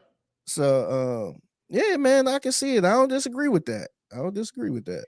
Yeah, man. I think he's focused. He's still like, it's easy for people to just fall off and coast. Like Lil Wayne could just coast on what he's done before in rap. But he's actually trying to evolve his style. He's actually got more complex with the rhyme schemes. Like, you really got to listen to hear this shit, man. But he's actually improved a lot as a rapper, I feel. Yeah. And it's kind of gone under the radar because he's not as active no more. He's not dropping mixtapes no more. But lyrically, I think he's much improved, man. Yeah, I know he killed one of his features. I think he was on West Side Gun's album. Yeah. He actually killed that shit. I'm like, damn, I wouldn't mind seeing him over some more of those type of beats. Yeah. So I think with Lil Wayne, like, this dude, clearly is so talented. I think he just be getting so bored, man. Like, like how many verses and songs this man put out over his career. Like it wasn't. He's not like a Jay-Z that dropped once every few years or something like that. This dude was. Yeah. This dude was hopping. He was the feature of the year. He was hopping on everybody's shit, Yeah. including Featuring Lil dropping. Wayne. Yeah, including dropping his own shit. Mm-hmm. So I think he just kind of needs some type of new motivation, like everybody need. Yeah. And I think now, he's getting some of that new motivation. So, we starting to hear a little more I guess better Wayne instead of the same old punchline Wayne. Yeah, I think so too, man. And I'm looking forward. I think he's teasing like the Carter 6. And I know we shitted on sequel albums, but that's been his whole thing. The Carter 1, 2, 3, 4, 5, and Yeah, 6. doing it It's different. since the Exactly. beginning of his career. If he dropped like 400 degrees or what was it, 500 degrees? What was that album called? 500 degrees part 2 or something like that. I'd be Yeah, like, oh, okay. I think Juvenile was 400. Yeah, I think he did 500. Trying to be Yeah. petty. I think that was Birdman that made him name it You that. think that Too. was pettiness out of pettiness? Yeah, of course it was. Really? Okay, I didn't even think Yeah. about it like that. Yeah, I think that was pettiness of I think Juvenile was falling out with them at that point. And I could be wrong. This is what I recollect. And I think that was like them intentionally taking a shot by him, Lil Wayne dropping 500 degrees after I didn't even think Juvenile about did that. 400. Damn, So, I didn't even think about that. Yeah, I could double check to be sure because I could be wrong, but that's how I recall it though. I thought it was kind of weird that he made an album called 500 Degrees. Yeah. And, his label made it 400 degrees. Mm-hmm. So, but yeah, damn man, I'm that's looking crazy. it up. I think that's correct. I think that was a shot at Juvenile and them. So yeah, Tabs is 1,000% petty. I'm a Cash Money stan. So yeah, that's what I thought too, man. I thought that was a shot at Juvenile because Juvenile kind of fell out with that camp at that point, and then they were trying to, and that's also why Young Thug dropped Barter 6. Remember that? Yeah, I remember that. Yeah, that was like him doing the 400 degrees thing again, man. Like yeah, that because I think that's Birdman doing that shit. Yeah, so I wonder, was he trying because Thug was that originally supposed to be Carter with a C? Yes. And I think he got in trouble for it, so he named it Barter.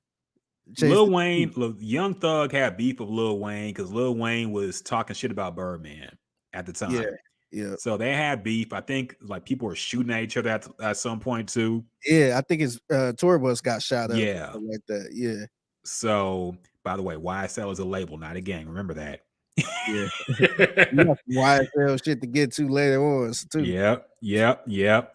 But so Young Thug was beefing with Lil Wayne at that point, and he said he was gonna drop the Carter 6 with that classic video with the lean in his cup. You're talking about Carter 6, fuck nigga, meet me there. Better yet, beat me there. I'll be in New Orleans.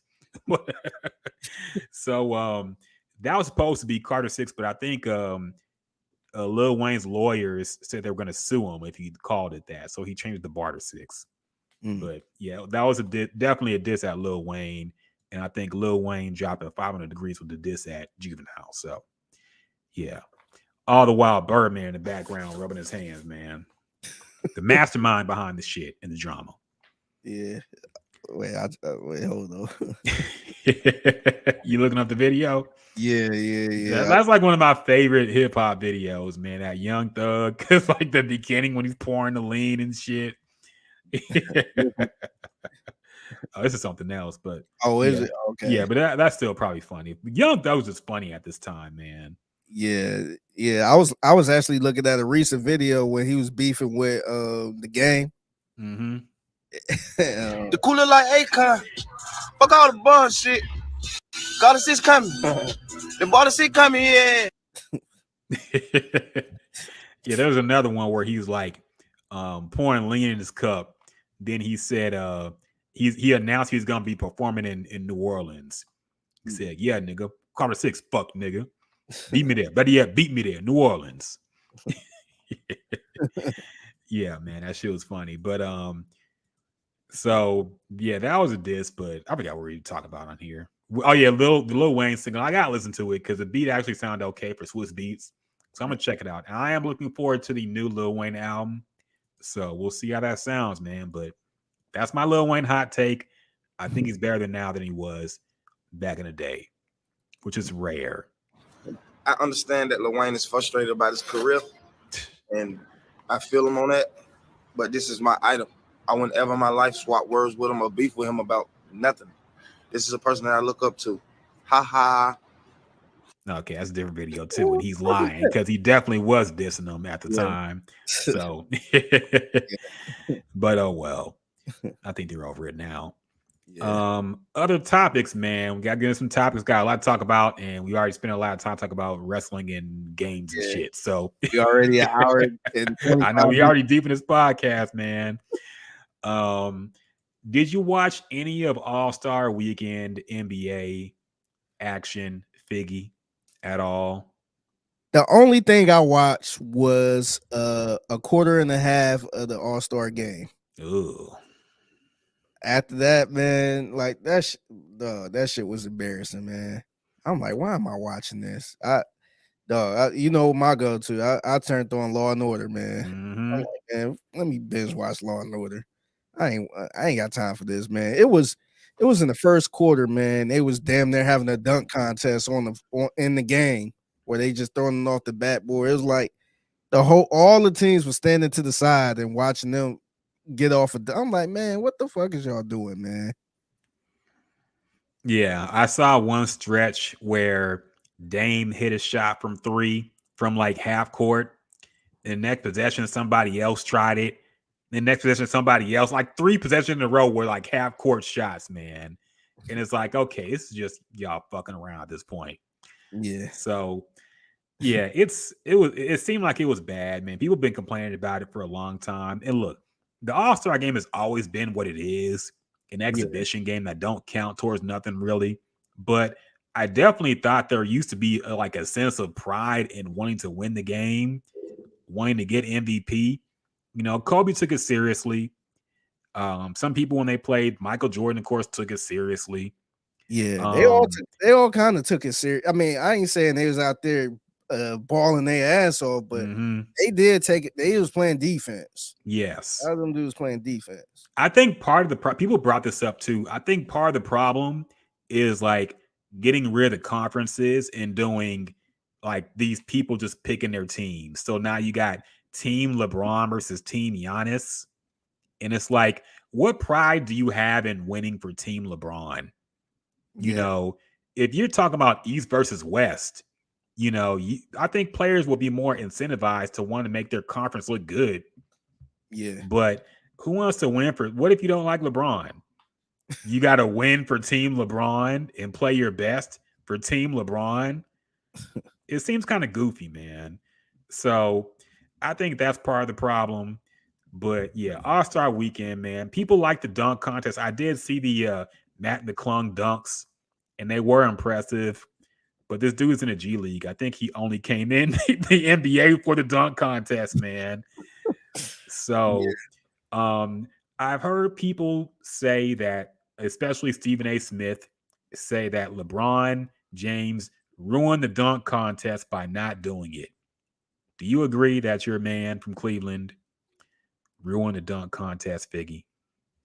I think so. I think I don't want to say he ruined it because I don't know if other players was following his lead and not doing it. But I do think the only reason LeBron didn't do it because he become an All-Star his first year. Because remember, that was a big deal. Because he had a pretty good year his rookie year. And he got snubbed at the All-Star game. He wasn't an All-Star. And Carmelo made it. He made it for the West, but LeBron didn't make it.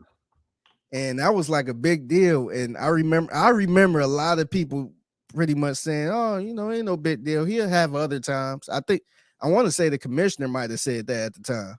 Like, oh, he'll have other times. He got a long career ahead of him. And just think about that now. I know it was one game, it was his rookie year, but just imagine if he made that All-Star team. He would be an All-Star every year of his career, man. Yeah. He's been playing 20 years. That's crazy. But I think that's the only reason he didn't do the dunk contest. And I don't know if that was the I guess that's the reason why people don't do it, because they saw him not do it. But honestly, I feel like, look, man, the NBA players are getting way more money than they did back then. So now it's like these players kind of care about their pride a little bit, and they don't really care about the money because they getting a lot of money. Look at these contracts. So it's like, am I doing the dunk contest to win some trophy I don't care about, and maybe win what, $20,000 or whatever the price is? I don't know how much it is, but or I think the dude got the white dude got like $100,000 for winning it. But it's like, if I'm making all this money, am I going just to win this $100,000? Or, or if I don't win it, am I getting embarrassed on TV and clowned online? So I think people don't care about that. And more importantly, I think a lot of people rather just chill and rest, use that as some rest time, and not have to go to Utah to, participate in all that shit that don't even matter. So I think, honestly, it looked bad for the league, but I think players are kind of being a little more smarter now. They focus more on their brand, they focus more on their image. And some of them, like, I think some of them taking advantage of that little weekend to go on vacation. So yeah, man. I mean, I don't know if LeBron is responsible for that, but it seemed like players, they got enough money, so it's not like they trying to get in to beat everybody, or try to get in and get this MVP so they could get extra money and all this other stuff. Because I don't even think that the All-Star MVP even matter at this point. So I mean, it's unfortunate. I don't know how they could fix it, but I just think these players don't care like that no more. Yeah, I think, well, your reasoning for why LeBron didn't do the dunk contest in his rookie year, I think it's fair. I think Brian Windhorst said that too on ESPN. But my issue with that is, okay, I'm not mad at LeBron for not doing a dunk contest. I'm mad because he pump faked it. I'm Yeah, mad because I remember I was watching the dunk contest live in 2010, and it was a really good dunk contest too. I think it was like Dwight Howard and the Nate Robinson one. It was one that people were really into and invested in. And he said, just to make it all about himself, because everybody, no attention was on LeBron at this point. Everybody was looking at the dunk contest. He took the microphone and said, I want to let everybody know I'm announcing it right now. I'm going to put my name in to be a preliminary preliminary entrant for the 2011 dunk contest. Everybody went crazy in the crowd. I forgot about that. In the dog, this video evidence, man, is still online. He said he was going to be in a dunk contest the next year, and he wasn't. And everybody asked what the fuck happened. He just said he wasn't doing it. So it's like, what? So you didn't want to do it, but you wanted to take away the moment from other people who were doing it at that point to make it about yourself, and then still not do it. That's what I hated, man. Like, I'm not mad that he didn't do it. I'm mad that he pump faked it and played with our expectations and took away from somebody else's dunk contest. That was annoying to me. Now, I think in general, the reason why people don't do dunk contests anymore, at least the stars don't, is that, like, it's gotten way harder to impress us with dunks, man. Like, you see what people got to do now to impress us. It's gotten very gimmicky. Yeah. I knew it was going downhill when niggas started jumping over Kia Sorrentos and shit, man. Because I'm like, okay, who's going to even think about shit like this? Who's going to be testing out that they could jump over like an SUV or something? Who got time to think about blowing out a birthday candle, a cupcake candle or some shit on the rim? Like, once it got here, niggas was dressing up and shit. Yeah. Like, once it got to this point, I'm like, okay, we've seen basically every good dunk that a human being can do, man. Let's be real. You know, the NBA is 75 years old. They've been dunking for like at least 60. So at this point, we've seen like every dunk a human being can conceivably do. So to impress us, like, it's not, especially in the middle of the season, I don't think any of these players got time to be like practicing gimmick dunks. Yeah. At this point. So at this point, why even bother it? Yeah. John Morant's a great in-game dunker, but I'm sure he just don't got the time or patience to think of some crazy shit to do to impress us. Yeah. And honestly, how would it look if he was in this dunk contest and a G Leaguer beat him? Yeah. And, I mean, in-game dunking is cool, but it's different when you got to create your own dunk. Mm-hmm. So let's say he was in there fucking up. He was looking like Jalen Green was last year, and it just wasn't a good look. And this G Leaguer who probably made 100,000 in his whole career beat him out and embarrass him. Yep.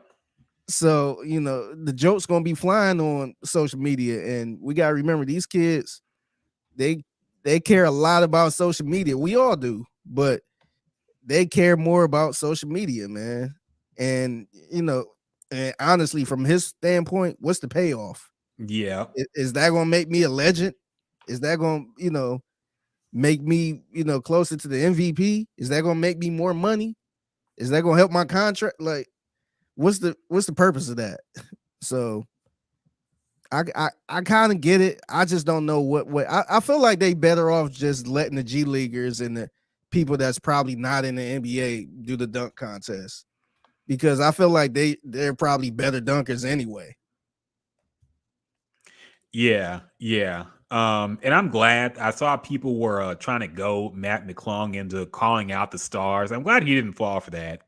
That would have looked bad, man. How you in the G League kind of trying to call out a professional NBA player? Can't call out nobody, man. Yeah.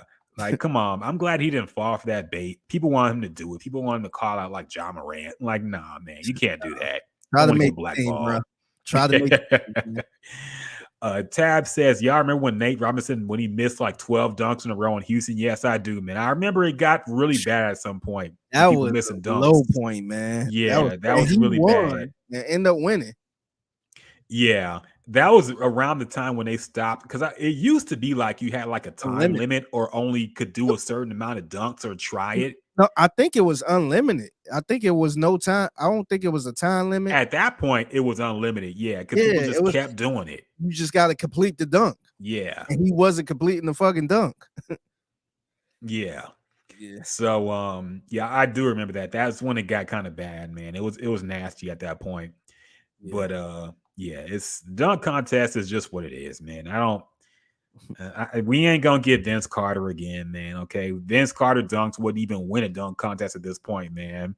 Like, that was a long time ago. Yeah, did you see? I forgot who it was, but somebody did the whole elbow dunk. Yeah, and nobody cared, man. Nobody. Yeah, Kenny Smith didn't even say y'all could go home. Let's go home. Yeah, there was no let's go home. Like, yep. Damn. Probably got a 6 for that shit, man. Yeah. How did you feel about Karl Malone being there? Because he was one of the judges too. Did you feel that was a little bit awkward? Yes, but I mean, the game was in Utah, right? It was. So it made sense. Like, look, if y'all want to go against Karl Malone and cancel him, feel free. But until he's like brought to justice for apparently impregnating a 13-year-old girl, I mean, is he not supposed to be affiliated with the NBA Jazz franchise? I mean, he's one of the best players in NBA history. Yeah. Like, if y'all want to cancel him, fine. But it would look weird because they had no problem trotting him out in anything else. I'm sure he was at the NBA 75th anniversary. Yeah. And nobody cared then. So I guess the fact that his face was front and center pissed people off. But he's been around, man. It's funny because the story, everybody, I ain't gonna say everybody, but I knew about the story. I knew he was a weird individual and the shit he did, but it seemed like this was kind of, I guess a lot of people didn't know about this. So now they like, why the NBA doing this? Why the NBA doing? I mean, this dude had a long career. This happened when he was 20 years old, by the way. So I don't even think he was in the league yet, or he was just going to the league. And he had a long 20-year career, man. So, I mean, I get, social media can kind of bring some stuff to the front and make you cancel shit, but I just don't understand how you can sit there and say, "Oh, the NBA, they need to do something." Why they got me? Because he's the third leading scorer in NBA history, and he was a big part of the Michael Jordan versus Karl Malone type rivalry. So unless something recently happened, I just don't know if they could just tell him not to come to this All-Star game in Utah. Yeah, Because of some stuff that happened 20 years ago that he clearly didn't get in trouble for. Yeah. Like I said, I don't like Karl Malone, man. Like, if you can't want to stand him. cancel him, I feel never free. liked him as a player, man. Nah, he So I was always definitely don't he like just his. seemed like a dirtbag, man. Plus, I'm a Houston fan, so of course there's a rivalry there. They was beating our ass for a Nobody while. liked Utah outside of people in Utah. The best thing Michael Jordan did, I was never a huge Michael Jordan fan when I was a kid, but the best thing he ever did was making sure that the Utah Jazz and the New York Knicks never got a championship while he was playing. Okay. That's the best thing he ever did, man. He kept them bums ringless. Yeah. Like they deserved to be. He kept them in a place. Mm-hmm. So that's one thing I'm very grateful to Michael Jordan for, by the way. By the way, Michael Jordan turned 60, I think, this week or last week or whenever it was. So yeah. Happy belated birthday to Michael Jordan. Yeah. And whatnot. Oh yeah, we got some snitching going along. Snitch alert. Snitch alert. We got snitch stories going on in the hip hop world. I feel like this is a common segment on this at this point, we might have to have like the Friday night snitch section, whatever we want to call it, the snitch segment of the show, man. Who snitched this week? Yeah. Who's in the Rat Pack this week, man? We got a YSL Woody. Yeah, some people call me Tip, but this is about another type of Tip. And funny enough, he's also involved in this. Yeah. But we can start with a YSL Woody, who apparently, I guess, was one of the founding members of YSL or something like that. Yeah. And he was there was some footage that revealed itself where he basically was admitting that he was basically saying he was going to snitch on Young Thug and even get on FaceTime to snitch on him. I never actually saw this video. Let's play a little bit of it and see what he's talking about. How can I help myself? Okay, it's already funny. How can I help myself? No, it's not pointless. Like I said, we'll communicate. What I'm saying is, I can't offer you anything. Investigator Flores can't offer you anything. We can let the district attorney's office know and down there that you were cooperating. The information I had, they want to hear right now. I mean, we can pass it to them. I'm saying you pass it to them. I'm thinking something gonna happen today. What's gonna happen? Somebody's supposed to be killed tonight. Who? You know who. I don't know who. There's so much going on in the city. I don't know who. You're gonna have to. This is a murder that's about to take place with some very high people, and the stuff that I know right now. Now, I mean, she'll be able to help me get out of my situation. Like, I can tell y'all this much right here. I know people are gonna go do it. I can give it time when they gonna go do it. So y'all can catch me in the act. I know. Who's the target? One guess. I mean, Lucci's locked up. Sure, so how? She's always been tight. Who? Kill. Who's always been tight? Share Kill. And who? He's this man. He's obsessed with this guy. He won. This is as much as I can say. Cause y'all already tell me. Wait, you're like, I'm gonna get lost. You said who's tight with the show? I want to say it. Look, he's tweaking, by the way. Pause this Your shit. friend's not here, nobody can hear. This dude is tweaking, man. He's probably going through withdrawals and he's trying to get out so he can pop a perk or something. This dude is tweaking, man. He's like rapidly moving his leg up and down. It looked like he's tweaking a little bit, man. He might be going through some withdrawal symptoms. He got to get out right now. I'll stitch on whoever. I don't care. So clearly, so I don't know if you read on this, but he's been on informant for 11 years, man. Damn. That is a long ass time to be an informant. 11 years. You're talking about Jeffrey? He nods his head. Yep. Damn. And they hear what I have to say. And I can call this person right here in y'all face with a better background and let y'all hear and see his face. Tell me how they plan on doing this. Or Call who? the person I'm talking about. I care for him and I hate I'm doing it to him. I mean, you already I care for him, but I'm I don't know. Just somebody who's close to me. Is it Young Thug? I ain't saying no name. What? Now wait a minute. Does he think he's standing on some type of principle at this point? This man is saying, I will get on here and snitch on him and let y'all know where this murder's gonna take place. But I don't want to say his name because what? This look like a skit, man. It really does, man. If I can see, I think he's tweaking. He's like, if I can be released before 11 or 12 o'clock, yeah, I can make this happen. Yeah, you look like a damn crackhead. Show you how serious I am. I can be released. Let people to see me and Mike coming out of jail together. The city jail for whatever. Y'all can be right there to see me meet up with them. Yeah, he going through it, man. Well, how y'all want to take it by then? Y'all see where Cuddy ran in, y'all can catch them in the act. Y'all can do that. Right now, this nigga here is so smart that he moving different. It's hard to keep up with how he moving. What do you mean? Only I can take down Young Thug. Yeah, I don't got the facilities for it. He's too smart for you. He used to move. He moved different. But he want this nigga so bad that he's back reckless. Why he want him so bad? Because I can give you everybody's name. I give you the cards that I know.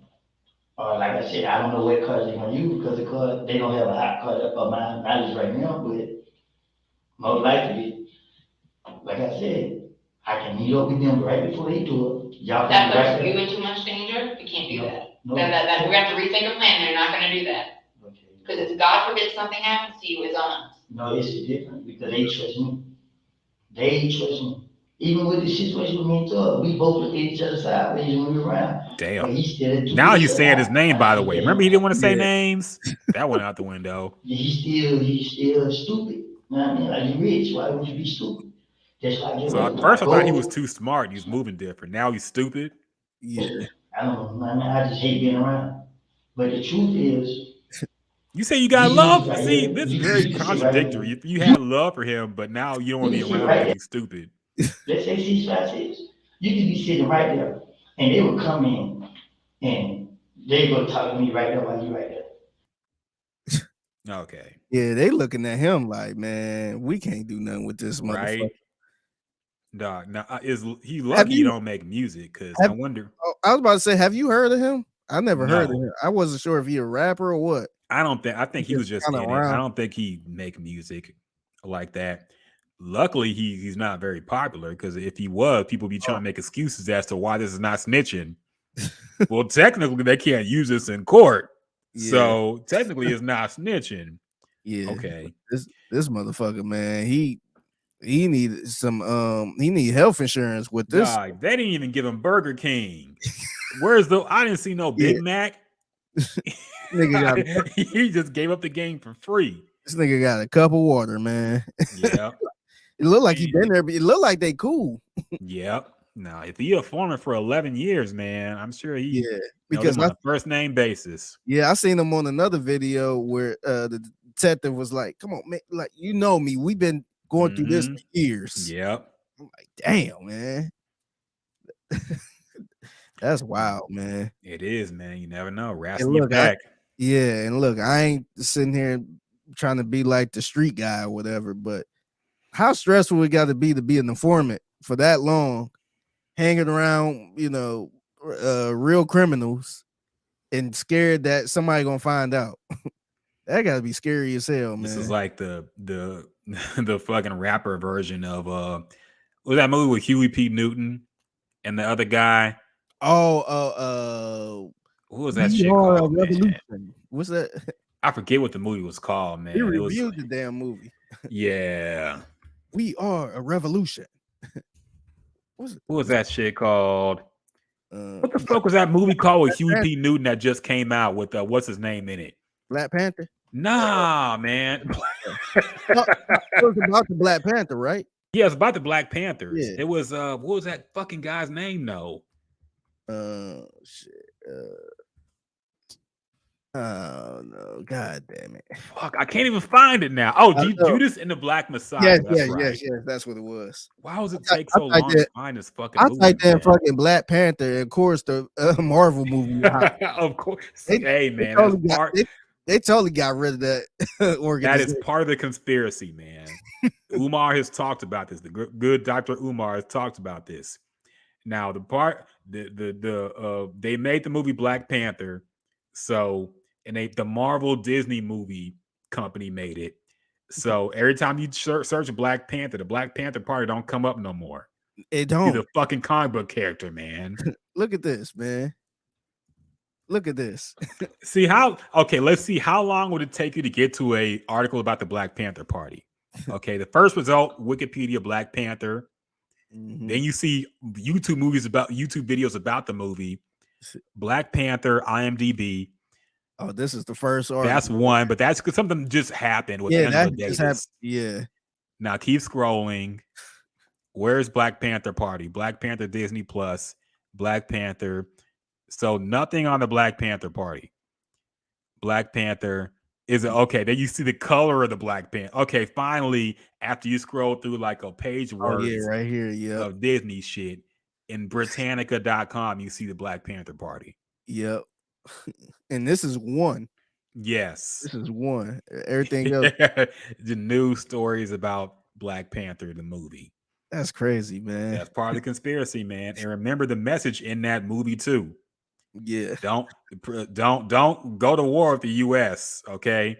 Yeah. Matter of fact, you got to cape for them and save them, and even welcome a CIA agent into your home and treat them like family.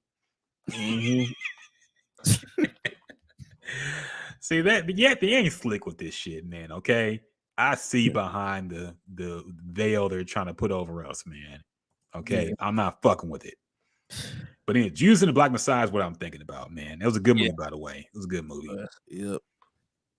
And it was Lakeith Stanfield I was thinking about. That was in it.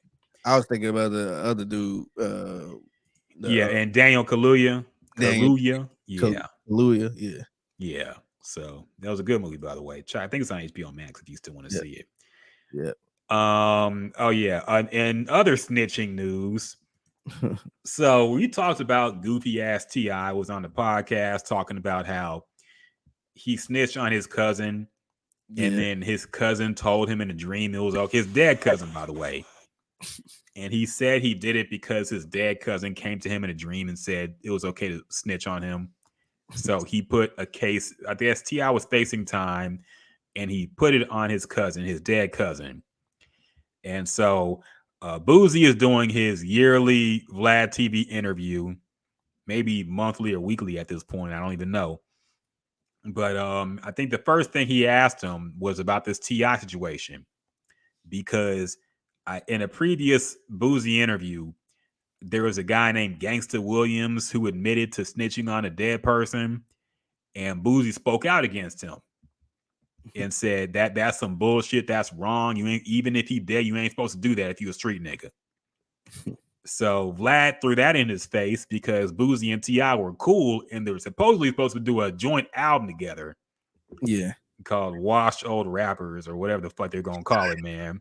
But I guess they were supposed to do a joint album, and so Vlad pressed him on this. He said T.I. said he snitched on his dead cousin. What do you think about that? And Boosie said, nah, fuck that. That's wrong if it's true. And he also said that the joint album is now off. They're not going to do it no more after he heard about this. Yeah. So let's hear some of his reaction to the T.I. story. So our last interview, there's a podcast that came out with your man T.I. Yeah. And he talked about a somewhat similar situation. He said that him and his cousin ended up catching a gun case. His cousin died, and he cooperated against his dead cousin and made that gun case go away. So all through the comments when that came out was, hey, Boosie said what he said about Terrence. How does he feel about the situation with T.I.?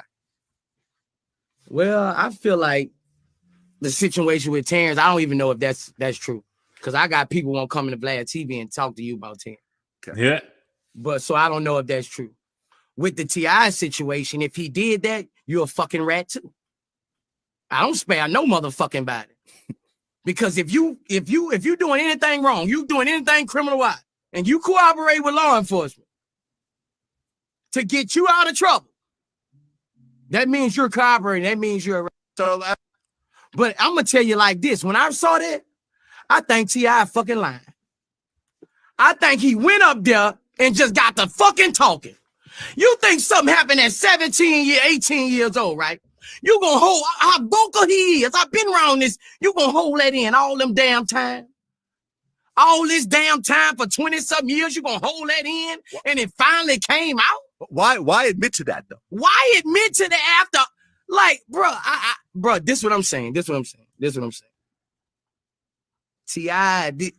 he's saying this happened early in his career. Right. Like when all this was going around with the shit what they said he on the When he got busted with the guns. with the the video when he was doing it for the video, man, the Crime Stopper shit.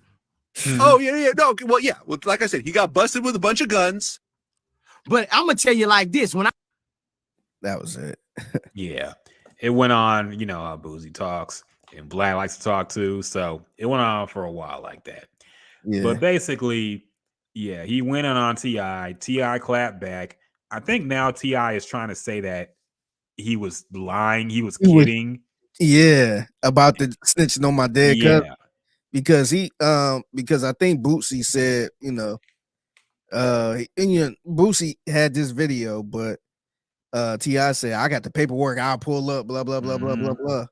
And I think he might have posted something. I don't know. And I think he ended up doing a podcast or some shit. But then he said he was kidding around with the whole snitch on your dead cousin. Like we've been talking about this for a minute, right? And now he want to come out and say it was a lie? Like, what? Look, I know T.I. is like a comedian now. Yeah. But I don't see what's funny about that. Especially if you like a street rapper and you know what and you people... went through some real exactly. What's funny about saying you snitched on your dead family member? Yeah, do you see and lying about it? Yeah, like do you see Boosie doing something like that? Yes. Like coming out saying, "Oh, I'm just," he wouldn't even play like street niggas don't want to play around. If he was joking, he would say, "I would." Yeah. Or like something like that. Like, look, I would snitch on my cousin if I had to. I like he could have framed that in a way where it didn't sound like he was recounting something that actually happened. Yeah. But that's what he did. And now he wants to act like he was lying. It was a joke. This is why, look, T.I. is going to go down in history as one of the worst people to ever rap. Okay? Do you feel like he's going down, and I'm using this loosely, do you feel like he's going down the corny Bow Wow trail? Where he's the more been there for a while, man. Like, honestly, to be fair to Bow Wow ain't never had like bad allegations come out like T.I. did with his wife about these women. Look, T.I. lost a Marvel bag. T.I. was an Ant-Man and an Ant-Man 2, I believe. They made a new Ant-Man that came out and he's not in it because of these allegations. Yeah. So he's been in trouble like that. And he's the comedy thing where he's getting all upset about people heckling him. And now this where he's admitting to snitching and then saying he didn't mean it. I guess T.I. is like, it's crazy to think about how hot he was like 20 years ago, man. Yeah. It's really insane to think about it. Like how corny he's gotten in the last few years. Yeah. So no, I 100% agree. And I was a T.I. fan. Mm-hmm. I know you couldn't stand, you had your legendary rant a couple years ago on T.I. But I'm getting to the point where I'm sick of him, man. Like he's looking corny as hell to the point I'm like, man, I'd rather sit around and hear from Lil Flip at this point. Like to me, Lil Flip is kind of molding himself as this legendary artist to me over T.I.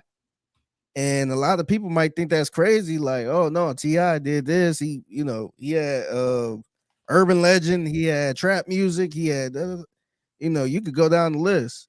But now I'm just like, man, like I don't want to hear from this fool no more, man. Like, dog, like this dude he did the movie shit. He tried to do a podcast. He stopped that. Now he's trying to be a comedian. Like, what the fuck? Like, is he bored? Like, why he can't just ride off in the sunset? And then you had this shit about him having his daughter's hymen check. Remember that shit? Yeah. All this crazy stuff that came out of T.I., man. He is a menace. He is a menace. Yeah. He got to be stopped, man. Yeah, I'm just sick of him, man. Like, I'm kind of going on your side on this now. I'm telling you, man. Like, I can't even listen to his music the same at this point. Dog. It is not like his music is even listenable for the most part at this point. Like, I might go back and listen to 24s. That's about it. Yeah, or if you throw in the 2000s party or something. Yeah. And you throw in some old T.I., but that's about it. Yeah, man. Look, I'll admit he had a spark when he came out, but like he's going out sad. I'll say that much. He's going out sad, man. It's starting to get irritated. It's getting corny now. Yeah. Like just stop talking, man. You need to figure out your legal shit, the shit you got going on now. Yeah. I don't know what's going on with all that, but yeah, it's just, and part of me wonders if he just does it to be, it's kind of like Freddie Gibbs. Freddie Gibbs, I feel like, does certain shit just to be in headlines sometimes and just to be talked about. Sometimes I wonder if T.I. is just doing shit to be talked about at this point. And I think so. Because it's been a long time since we've had his name associated with like anything good. Music wise, opinion wise, legal wise, criminal wise. Like, it's always been bad with him lately. Yeah. So part of me wonders if he just does shit just to be trending or whatever. But it's getting tiring, man. Enough with T.I. Yeah. Enough with him. His music not hitting anymore. Hell no. I don't think nobody checking for it. And yeah, I don't know what the hell he doing. Maybe was he on the top 50 rappers list? I think he was, wasn't he? I was mad about it. I think he was, yeah. I think he was. A lot of people were mad about that list still, by the way. Yeah. People are still complaining about that list. Including your boy Lil Wayne. He felt like he should be number one. He said what was Lil Wayne? See, now we gotta look at this fucking list again. I think he was number 4. I want to say he was definitely top 5. He was top 5. I want to say he was either 3 or 4. Second time talking about this list, but now I have to look. Okay, let's go down to let's go all the way fucking down to number 1. Jay-Z was number 1, Kendrick was number 2, Nas number 3, Tupac number 4, Eminem number 5, damn, Biggie number 6. See, Lil Wayne's not in a bad spot. I mean, I guess you could put Lil Wayne over Biggie. Actually, I don't know about that. Lil Wayne said he felt like he's the best. He should be number 1. Of course he does. I mean, he has an art. Nah. He got a full body. Look, he got a full body of work, man. Okay, who are you? Okay, let me ask you then. Who are you putting Lil Wayne over on this top? The 6 people above him, who are you putting over him? Or who are you putting him over? You got Biggie, Eminem, Tupac, Nas, Kendrick. Okay, Kendrick is way too high. Fair enough. Yeah, I'm about to say, of course. I would put him over Kendrick, of course. Nas.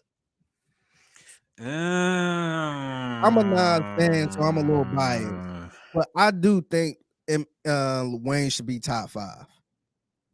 Like, I don't care where. I think he should be top 5. And so I would say, I guess no order: Jay-Z, Lil Wayne, Tupac, Biggie, Nas, I guess. Okay. And yeah, I would probably say that. And honestly, right behind that, like I wouldn't be mad if people put Eminem in the top 5. Mm-hmm. Like I kind of got to the point. I know we clown Eminem a lot, but I think he kind of deserved to be in that top 5. I think people have gotten corny with the Eminem hate. And I know I was one of the leading voices on the podcast of the Eminem hate, but I think people have gotten too corny with it, man. Like, I feel like in this new era where people are proud to fucking be militant and shit and have these pro-black voices, people are going acting like they never fuck with Eminem and his music. And I know that's a damn lie. These rappers, That's these ridiculous, fans, man. look how many records he sold, man. You think only Yeah. white people are buying that shit? Yeah, no, that's ridiculous, man. Fucking, he got albums about to go like fucking quadruple diamond, man. You think it's only white people buying these albums? And look, I'll say this too. It was a point in time where, I guess before the Wayne, it was Eminem was the person that didn't nobody really want to fuck with on the track. Yep. Because like no matter what, like how we used to treat Wayne, like, oh shit, if Wayne get on, he gonna do whatever he want to do, and it's gonna be better than everybody. That's how a lot of people used to treat Eminem at one point. It used to be like, oh, Eminem hopping on this track, he about to out rap everybody. So he did have that fear in people at one point, man. Yeah. So I look, man, I don't care for the new music now as much, but I can't take that away, man. He had his great run where he was like nobody, like he never had the worst verse. Now when we go back to like Renegade, we might, we might say Jay-Z had the better verse, but at that time, man, Eminem was pretty much out rapping everybody, and it was nothing you can do about it. Yeah, I just don't like the revisionist history of people acting like the culture never fuck with Eminem, man. Like he was one of the when he was hot, he was the hottest rapper, period, man. Like, and it's not a Vanilla Ice effect of just white people liking him. Everybody wanted to collab with him. He was writing for Dre.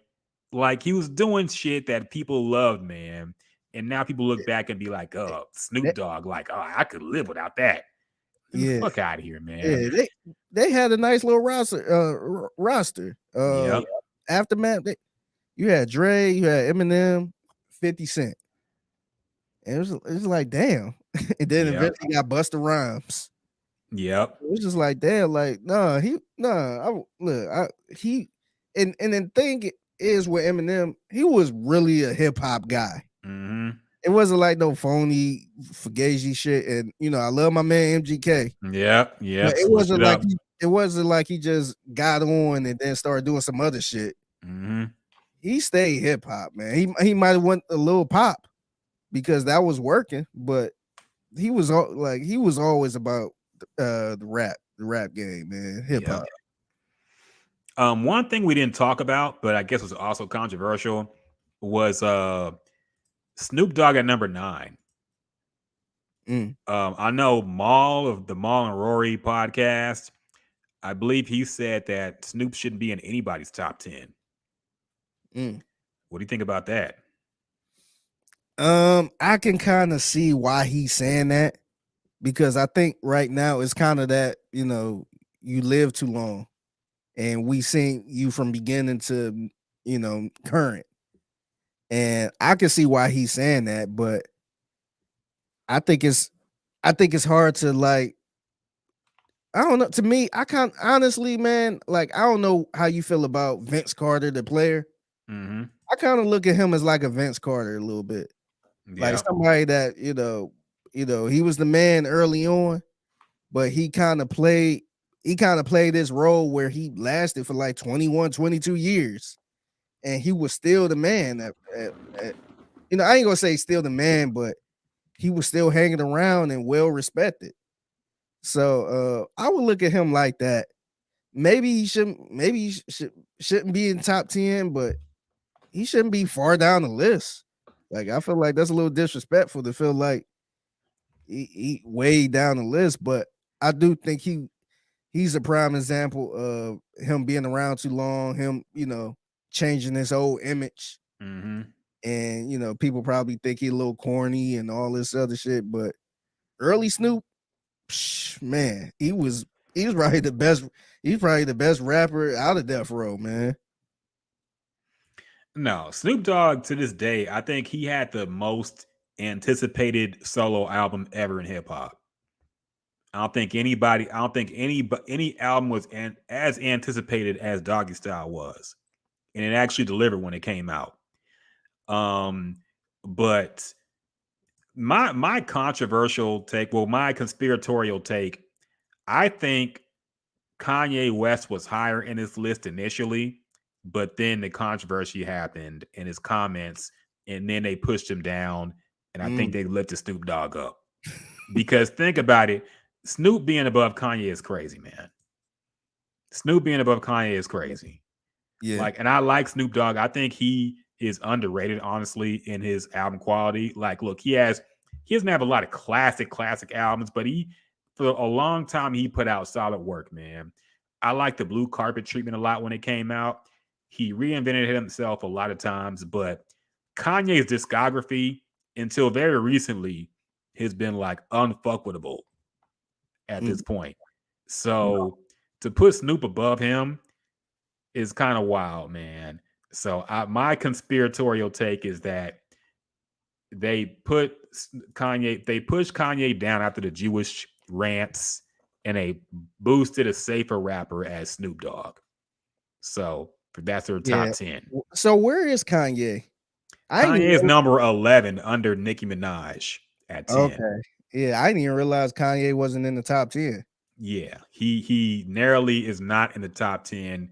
He is below Nicki Minaj, who was number 10, which is also, look, they gotta cater to the women, I guess. Yeah.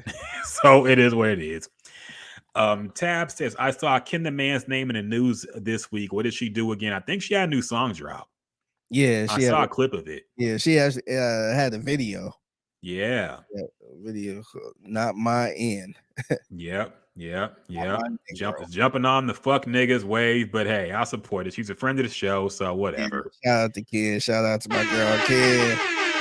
Yes, you get her on the show again, man. What are your thoughts of because I know Sierra had a song this is for my independent women who don't need no man, and she was getting clowned for it because she's happily married to a multi-millionaire and probably recording in his house.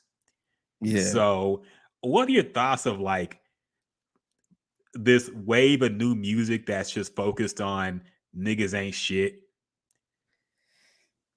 I'm fine with it if that's your image, but sometimes it start to look silly, especially coming from Sierra. Mm-hmm. It started to look silly coming from Beyonce, in my opinion. And even with City Girls, because City Girls had the whole image of the scamming and using dudes and all this other stuff. But then it's like Young Miami get pregnant. It's like you in a full-blown relationship. Mm-hmm. And you over here talking about you don't need no dude and all this other stuff. And you in a full-blown relationship with another producer. So I think, man, this kind of, I don't want to take it to this level, but it's kind of my conspiracy of these record labels want you to make a certain type of song or certain type of music, and that might not even be your thing. We kind of had that talk about Meg making the sexual music, and we kind of question if she was even into that type of stuff. So I think that's what it is now. In my opinion, I feel like labels, kind of like the movie game. When you look at movies, one movie hit it off real good, and then now you see them trying to make that same movie over and over and over and over. The Jordan Peele shit. So I think it's kind of like that with these female rappers. These labels like, hey, you need to make a song to empower women, or talk about how you don't need no man and how you cheat on a man and all this other stuff. And I think honestly, the music sound good, But I think now every female rapper is trying to do that now. Every female rapper is a pimp. They trying to, they playing all of these dudes. They doing whatever they want. They embracing themselves. They having fun type of thing. Yeah. I mean, part of me wants to admit that it's gone both ways. And part of me wants to be like, okay, maybe this is just payback for all the shit men have talked about women in raps, because niggas been shitting on women and bitches and all this shit in rap for a long time, man.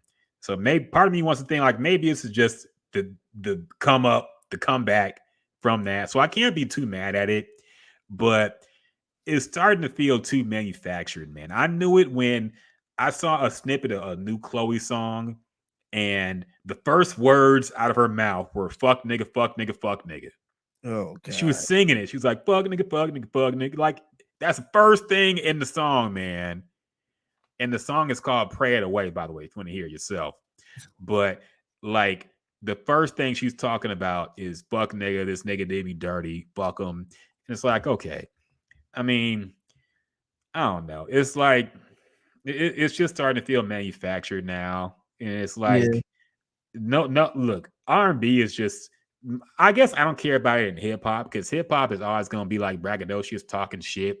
But it's like R&B is starting to annoy me, man. Like, does all R&B have to be this shit? Does Beyonce's R&B have to be this shit too? I don't know. I'm sick. Yeah. Speaking of Beyonce, did you see that Stephanie Mills clip? No, I didn't. Okay, we gotta pull this up because I want your thoughts on it, man. Let's see if I can find it. Because yeah, people are getting at her because she was on here we go. I found it. Okay, play this shit. I'm gonna put it on the rundown. I see an article. I'm like, oh yeah. I'll put this at the last under topics. I'm just link it there. And Stephanie Mills was talking about Beyonce, and people got very upset. And this probably was a Vlad TV interview. It looks like. Man, I wish we could get to a point like Vlad TV. Dog, people talk shit, and he doesn't even do all the interviews too. So if people want to listen to an interview, a lot of times it's not even him doing it. Sometimes it'd be a laptop there. Yep, they be sitting there talking to a laptop. Look, as much shit as you want to talk about Vlad and Vlad TV, he probably has the best like hip hop interview or interview show period on YouTube. He gets everybody. Like the Smokey Robinson interview was amazing. He gets everybody, man. Other people out here interviewing like Lil Durk's mom and shit, or dead rappers' parents and all that. It's like, but he gets actual legends on the show, man. Yeah, it's not like Adam 22. Yes, interviewing somebody, some hood rapper you never heard of. Yeah. So he probably has the best YouTube channel out right now, interview wise. Yeah, I went down a rabbit hole and I'm sitting there. He had an interview with J.R. Ryder. Yes. I'm like, damn, I ain't see J.R. Ryder. It was like 2 months ago. I'm like, damn. And he was talking about the whole Dipset thing. I'm like, dang. He has like good music interviews, period. I remember one I saw a few years ago. He had like the surviving member of Milli Vanilli, the group that got caught lip syncing and all that shit. And it was actually a really good interview, man. I saw his side of view and I was like, damn, they got fucked over. Damn. But he has good interviews, man, on his channel. I just hate how he talks too much on him. That's one thing I don't like. Yeah. But Tab says Black also pays very well. Yeah, I think he does pay his interview people. But I mean, if he can get them, he get more money out of it. So exactly. Might as well give him something. So let's play this video got the beehive all on the tizzy from Stephanie Mills. I don't think you can compare Beyonce to Diana Ross. I mean, Diana just Ross, in terms of stardom? In terms of stardom, it's still different. It's still, I mean, Diana is glamour and Beyonce is glamour. It's just different. It's hip hop. I consider Beyonce hip hop. I consider Diana R&B and pop and just I consider her royalty. Diana, I've always wanted to be like Diana. And when I saw Lady Sings the Blues and I would go to her shows in Vegas, they were always so wonderful and classy and everything. Diana Ross is the epitome of beauty and class to me. You know, you and I were talking offline, and I agree with so much of your perspective on this one. Because I see Beyonce, I see her as everything you just said. I don't see her as hip hop. I don't. She's I glamour, see her more she's like pop. hip hop than anything. And I still think she's wonderful. Don't get me wrong, but it's two different generations. It's just totally different to me. So, Figgy, what are your thoughts on that? Do you think Beyonce is hip hop? Me personally, I don't think she's hip hop, but I can see where somebody like Stephanie Mills, from where she came from, where she was brought up into, I can see where she felt like that's a little hip hop more than R&B. Because look, when Diana Ross was around, it was no hip hop. And, you know, it was straight singing. It wasn't, you know, Beyonce is kind of, you know, her last couple projects, more sing rapping a little bit. And I think it's creative, but I can see where Stephanie Mills is kind of like they two different people, which I agree with. I think, to me, I feel like it's hard to compare. I think the best comparison is Diana Ross and Beyonce, because, you know, they both was in a group, they went solo, and, you know, they got bigger. They both was the star, and they got bigger and all that stuff. But I think it's way two different eras of music, man. That's like comparing, you know, Wilt Chamberlain to like I think Shaq is a little too loose, because that was kind of close to that era, but that's like Jokic or something, yeah. that's like comparing them to Jokic. And it's like, man, that was it was totally different times back then. And, you know, I really don't like the comparison of Beyonce better than Diana Ross, because that just sounds nuts. But a lot of people in today's day and age, they always bring up the numbers. Like, look, she putting up Michael Jackson numbers. She doing this, she doing that.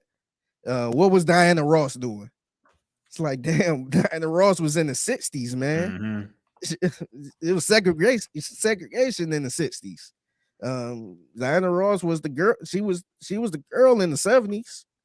So it's hard to, you know, compare those two, but I totally get where she's coming from, man. I don't think it's hip hop, but I can see where, I mean, because a lot of those beats are damn near hip hop beats, and Beyonce is rapping a little bit, sing rapping. You can say if it's good or bad or what, but it's a little sing rappy, a little trappy, a little trap soul.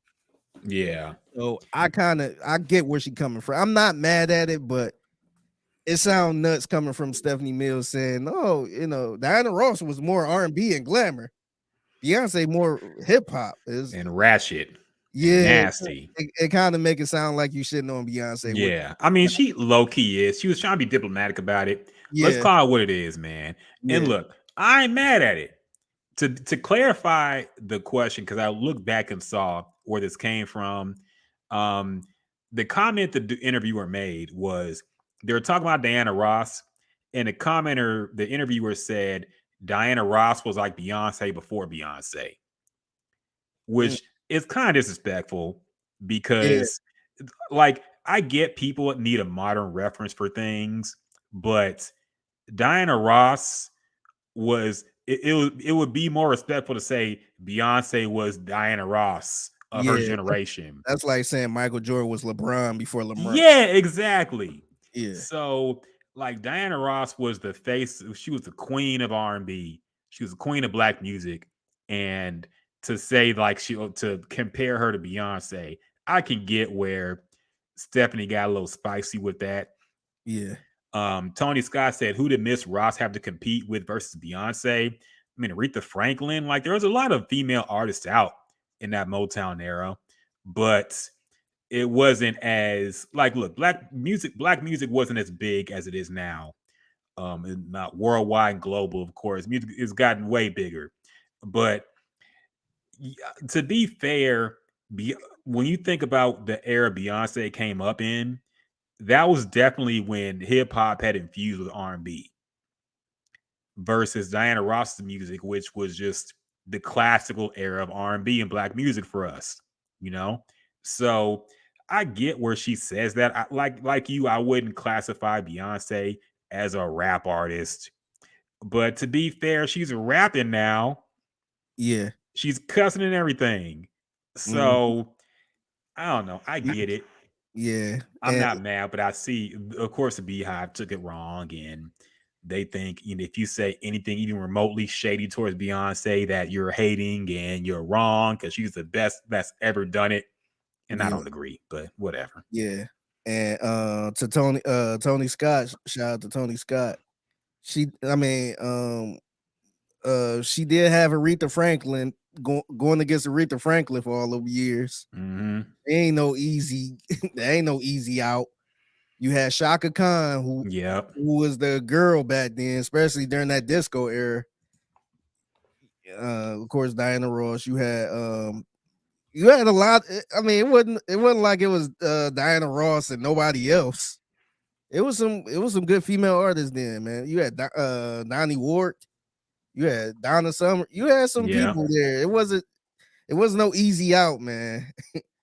And I feel like it's more of an easy out for Beyonce than it was for Diana Ross. Yeah, because R&B's ass now. But I mean, Beyonce. I mean, who Beyonce going against? Exactly, Chloe, Rihanna, like Rihanna, who don't make music no more. Yeah. Who is Beyonce's competition now in the R&B space? Yeah, everybody's scared of Beyonce, man. Yeah. Everybody step aside for Beyonce. I mean, maybe Adele. So who did Beyonce really have to go against, even when she was coming up? Like Maya, Aaliyah died, like Sierra, people who just naturally fell off. Yeah. And Beyonce just outlasted them, to be honest. Yeah. But and she and even like when you look at rappers, man, you look at somebody like a Jay-Z. As much as I love Jay-Z, he had some competition, man. Yeah. It was a lot of people that came and went, because I seen somebody with a post saying that Jay-Z was never at any point the hottest rapper in the game, like the top dog in the game at some point. And I could kind of see where he's coming from, but man, like I don't think Beyonce had it like that, where it was just so much tough competition and she had to stand out some type of way. Yeah. And Tony Scott says, okay, that was the point he was making. The point he was making, I guess, was that Diana Ross had more to compete against than Beyonce, which I understand. We agree. We agree with that. Wife Christina, what's up, Christina? She says Adele. She's an Adele fan. I know she's gonna say Adele. Yeah. But yeah. So I get it. But of course, people the older generation just don't vibe with Beyonce like that, man. Let's be real. And I get why. You know, it's different type of R&B music, man. Yeah. And if you grew up idolizing Diana Ross, you're not going to idolize Beyonce like that. But yeah, and to Beyonce's point, let's say Beyonce, you know, she stayed in her lane. The lane she had was the whole Destiny Child type of music. And then once she went solo, she had the Beyonce, I forgot the name of that, the B-Day album, little stuff like that. Let's say she just stuck with that, just regular R&B. Would she be as big as she is now? Or would she kind of die off a little bit where, you know, she wouldn't be as big because she's making just regular R&B? So Beyonce, she took it a step further, man. And you ain't gonna please, I mean, where she's at now, you ain't gonna please the old school R&B fans. They're gonna look at that as pop. They're gonna, you know, some gonna look at it as rap, hip hop. And I totally get it. I don't disagree with people who feel like she a little too hip hop or, you know, a little too vulgar, but that, I mean, if she didn't do that, we probably wouldn't even be talking about it like this. It'd probably be no Beehive. Yep. Beyonce is kind of like the LeBron James of her era, I feel. Newer artists newer people, this new generation want to say he's the best ever. But people who lived through people who lived through the 90s and 80s and 70s and 60s, they're not going to agree, man. But it is what it is. So I think she got an unfair amount of smoke for that opinion, but whatever. The Beehive is crazy. Yeah, at least that I love Stephanie Mills too. Me too, man. Stephanie Mills. Who would she was against Shaka Khan in that versus, right? Yeah, she carried that shit, man. She carried that shit. She was getting down too. Yeah, I was so disappointed in Shaka because I'm a Shaka Khan stan. I was so disappointed in her, man. I couldn't believe she came out like that. I was so sad. She was sloppy drunk too. Yeah, man. she was fucked up. She was fucked up. Man. Yeah, but I want to go to a Stephanie Mills concert. Yeah, me too, man. I'd be down for it. Yeah, she still look good too. Yeah, I would. I'd knock it down. Other things that happened this week. Oh, the Brat got pregnant at 48. Yeah. Tony Scott says, "Where do you draw the line? What's R&B and what's hip hop?" I mean, there is no line now, to be honest. Yeah. I mentioned it earlier. With the whole, is this R&B? Is this rap? Mm-hmm. Yeah, I think I was talking about Don Toliver. I don't know what the hell he is. I don't know if he's an R&B artist. I don't know if he's a hip hop artist. Trap soul. I don't know what that is. So I don't know where the line is. Yeah. Man. I don't think there is no line anymore, man. They have merged into like the same thing. Like you got artists like Ty Dolla $ign and Tory Lanez. What are they, man? Are they rap? Are they R&B? It's all mixed together in one hodgepodge of bullshit at this point, man. And to be fair, like I love the era of like 90s R&B, but that's when the bullshit started. Like that's when hip hop started taking off, and every song had to have like a rap part in it. Yeah. Every R&B single had to have a rapper on it. Everything, and that's really when the shit got mixed up and cobbled together. Now, what I do appreciate about that is the rap. Whenever you get the rapper on, they stay in their lane. Yeah, it's not like Aaliyah is trying to rap. Yeah, or you got Ghostface Killer that's trying to sing, even though he did. But you don't have Raekwon. You ain't had what 50 Cent was doing, where he just isolated the R&B artist and started singing his own hooks. So I will get credit that I enjoy some of the R&B songs with Wu-Tang on there rapping over the R&B song. So I enjoyed that. But I think it started kind of messing up a little bit. I kind of blame 50 Cent a little bit on that. Yeah. Because he 50 Cent and Ja Rule. I'll probably give the credit to Ja Rule singing a little bit, and 50 Cent stole that. Yep. But I think that's where it kind of started too. Tony says grape drink is not the same as grape juice, and it don't matter if you mix it.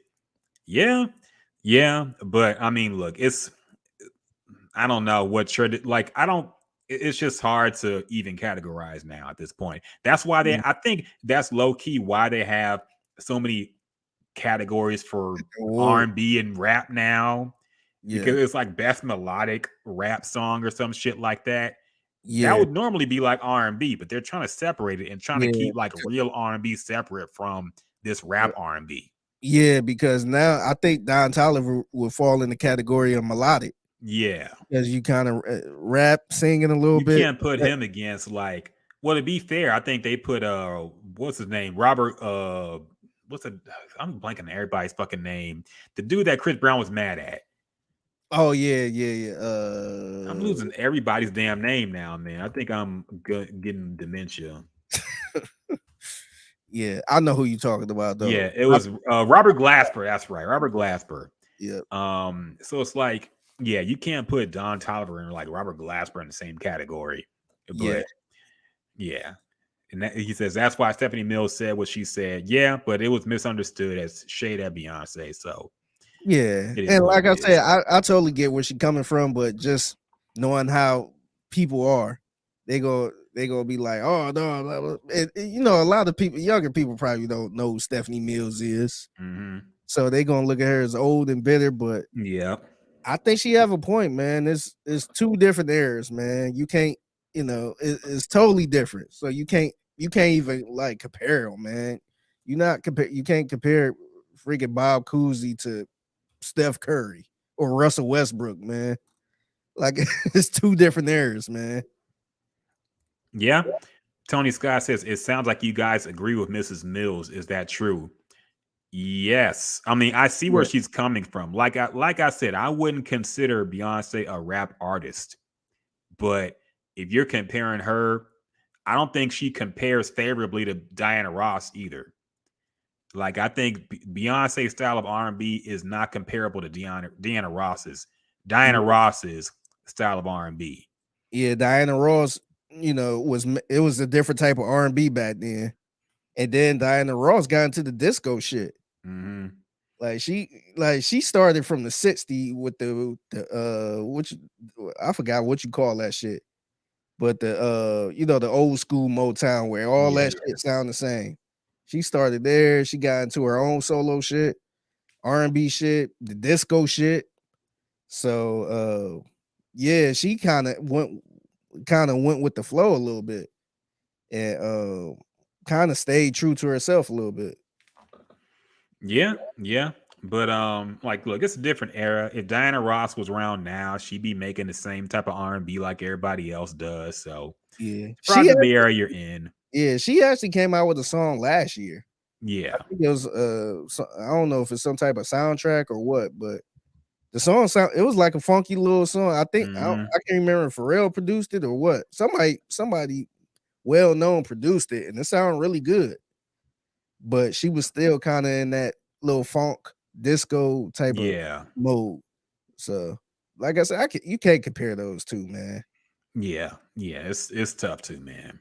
My mom's still mad at me because Diana Ross had a Vegas residency, and my mom has always wanted to go to a Diana Ross concert. She loves Diana Ross, and I said I would take her, but then my mom went to Vegas for like my dad's birthday, so I'm like, I'm not gonna take you twice. Fuck that. Now she's mad. So it's like, you told me you would take me to Diana Ross, you didn't. Like, well, you already went to Vegas, so whatever. But I'll try again. I'll take your mom again. Yeah, I'm gonna try. Other thing that happened this week, man. Let's move on. The brat got pregnant, a geriatric pregnancy at 48 years old. I hope she makes it. I mean, that's old pregnancy. That's scary, man. I see a lot of people on social media pretty much. They were being funny with it, like, oh, I thought she was the man of the relationship and all that other stuff.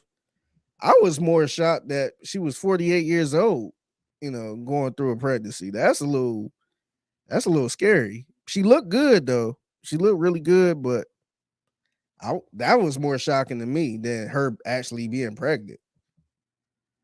Yeah. I don't say. Hope she's safe. Hope everything goes well. Good for them, but we'll see. Good for them. Yeah.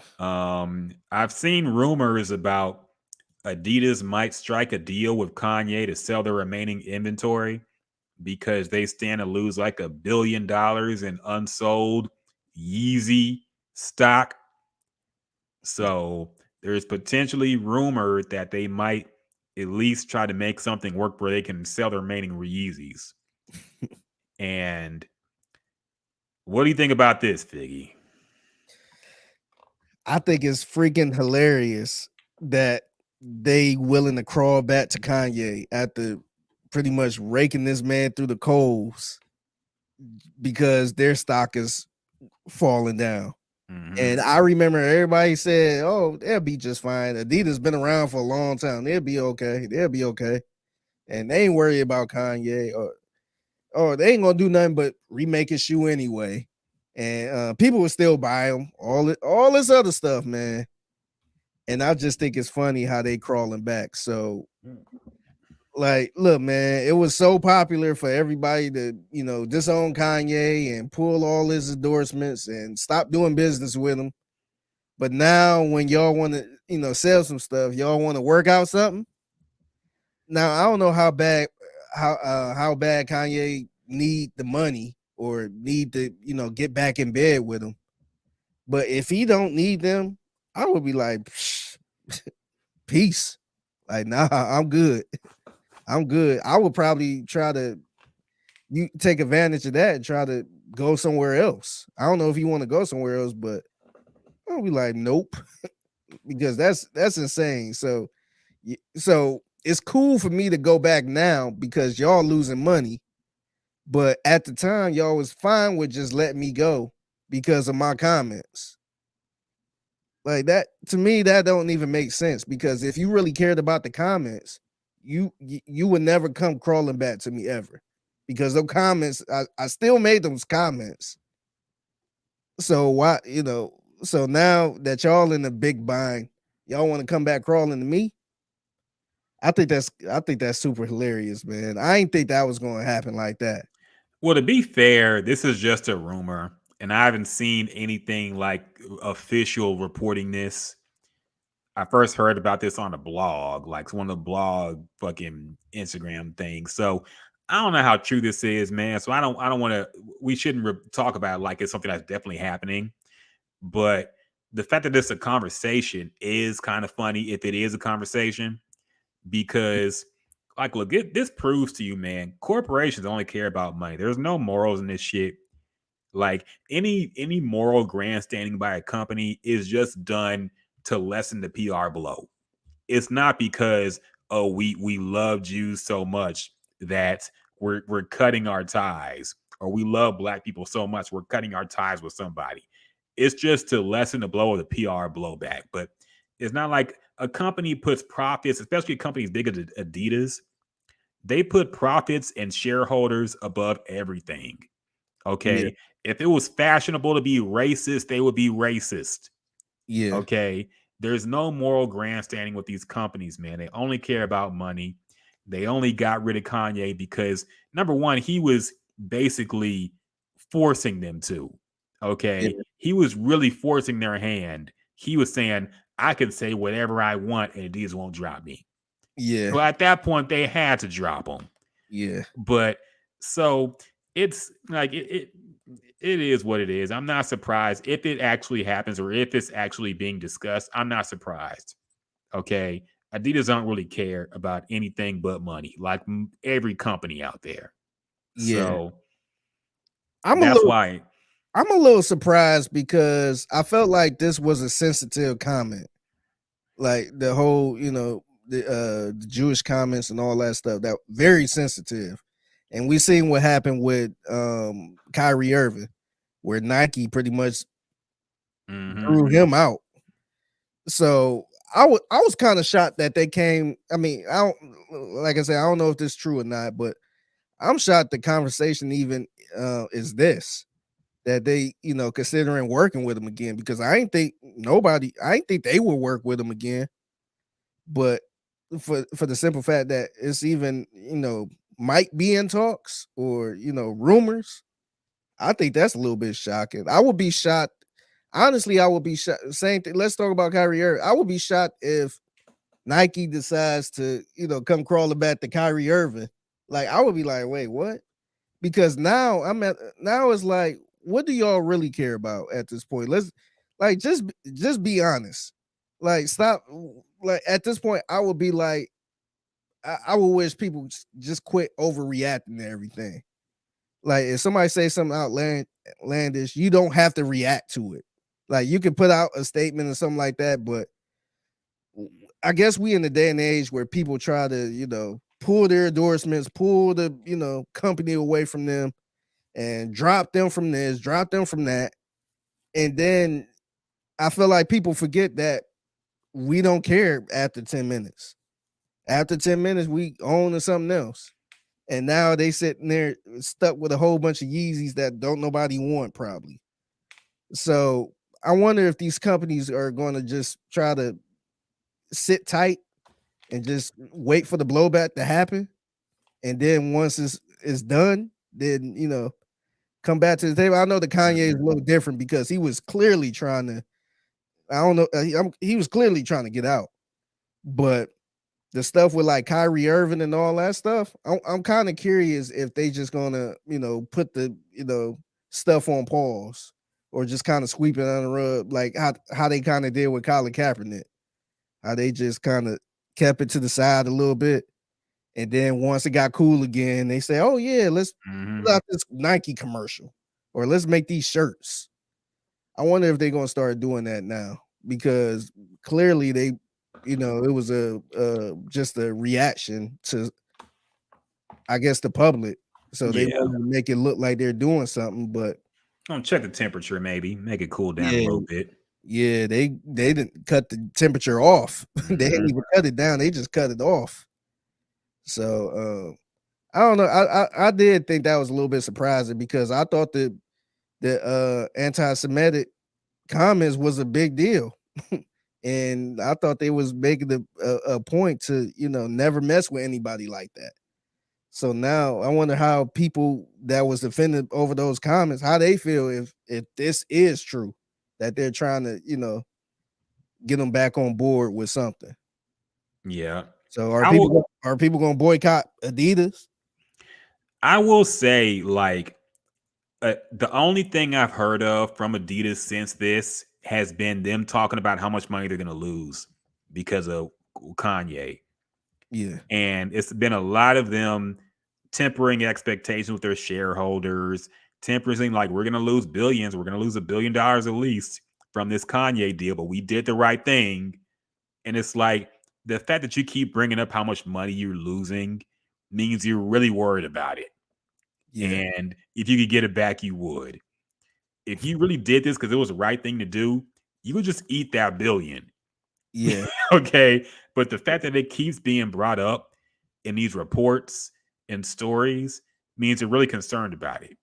Yeah. Which means they definitely would get it back if they could somehow have them do something to make it better and check the temperature and see if it would be okay to sell the remaining stock. They would definitely do it. So and I realized too, man, Kanye was a big deal over at Adidas. Mm-hmm. He was probably bigger than any other outside of the soccer jerseys and stuff. He was probably, if not the biggest thing over there. And this is like, I brought up Kyrie Irving. Kyrie Irving have a very popular shoe too, but they also had LeBron over there. They also had Michael Jordan over there. They have way more people over there. So at that point, who give a shit about Kyrie Irving? We got Kevin Durant too. They got a lot of people over there. But Adidas, let's be honest, man. What kind of Adidas are you buying? I mean, if it's not Kanye shoes, what's the mass majority getting over there at Adidas when it comes to sneakers? Like, I wasn't that crazy about Adidas like that. Mm-hmm. Like, if I see some cool shoes, I get them. But it seemed like Kanye was the face of Adidas. So when they let go their main man, to me, that's like letting go Jordan or letting go LeBron. You're going to lose billions of dollars if you let go of the main guy. So I think they knew that, but I think they was focused on fixing the whole PR thing, because he was saying some crazy stuff.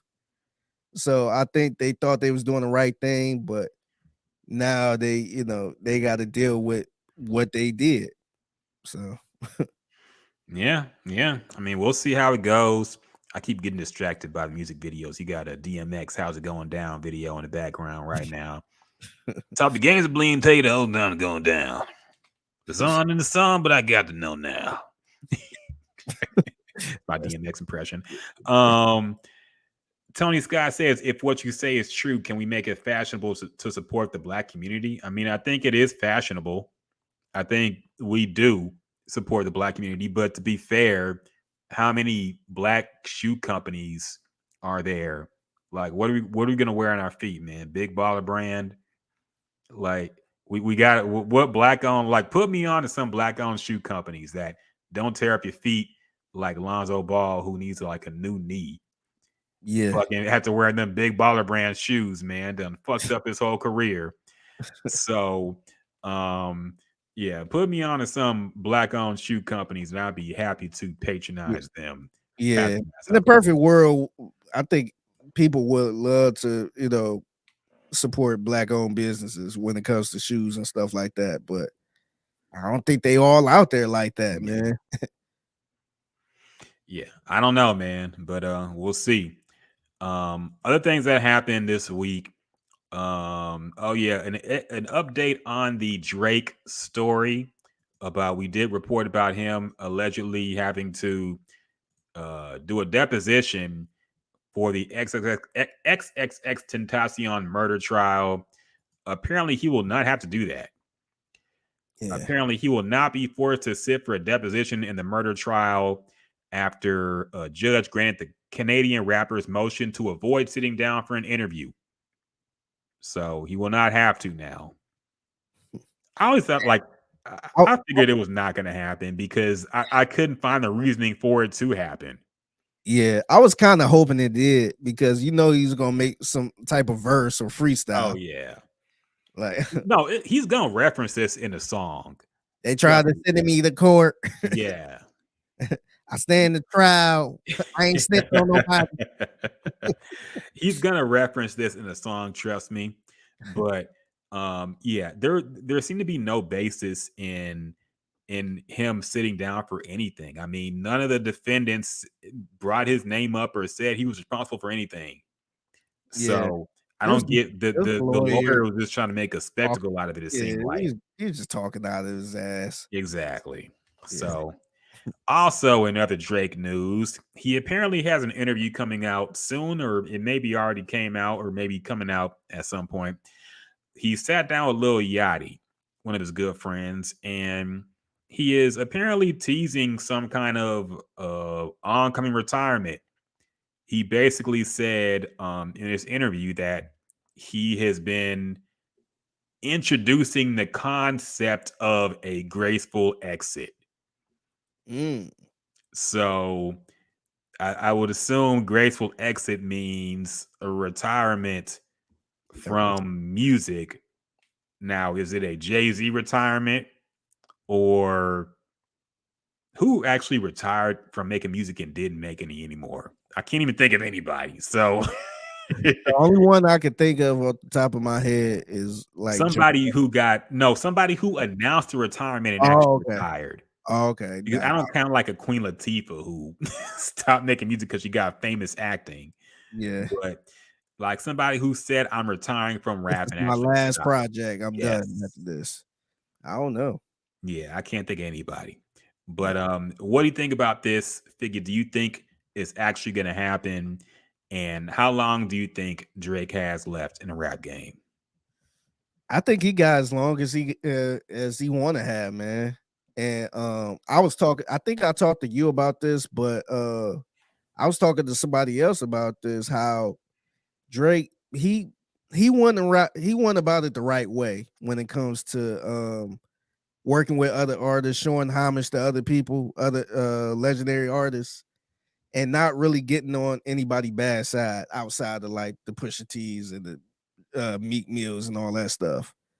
But he, like him, showing love to Dipset, him showing love to all these battle rappers and stuff like that, him showing love to everybody down here in Houston, it make it where everybody love him and will support him because he showed love.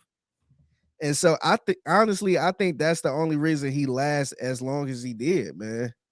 Because, him showing love, being a, lack of a better word, groupie to other legendary artists, to Wu-Tang and all that stuff, they fuck with him, man. And I think that's why he's still kind of around. But I think to me, in the perfect world, I think he did. I think the only thing that's missing from Drake's catalog is a full-blown rap album. I don't think we're gonna get that because I think his bread and butter is a little R&B. But if he had a full-blown rap album, I think he could gracefully exit and be good. Because I think I just don't know what type of motivation he got left. Because he did everything. He's he was on everybody's song at one point. He had #1 songs, charting songs. I think he did it all, man, as an artist. So I could totally see him, not releasing any more projects like this outside of little EPs or little, 2-packs and all that shit. But he getting older. I think he's trying to get into other shit. And I could see focus on his son a little bit. I see him and the son did a interview with Barstool, which was kind of funny. And I think he got a whole nother life outside of music. And I think he could be entertaining. Even I know you seen that that video of him congratulating LeBron. And oh no, I didn't. Yeah, when he won when LeBron scored the points. And he had like a little video, the tribute video everybody was doing, and Drake had one. And he was like, yeah, it was kind of funny. It was Drake kind of funny, where he was in his gym in Akron. It was like, yeah, had to go where it all started. And then somebody ripped out the background, and he was in a strip club. And he was like, oh yeah, well, I'm in the strip club. Say hi to LeBron, guys. And the girls was like waving and all that stuff. I could see him doing some type of funny ass show or getting into movies and stuff like that where he originally started. So I could see him leaving music alone and just becoming some type of like star in something else. Yeah. I mean, I can see him doing like a Jay-Z type of retirement where he's still releasing music, but it's longer in between releases, and I think that would help him. I've said for a while, I think Drake should take a break.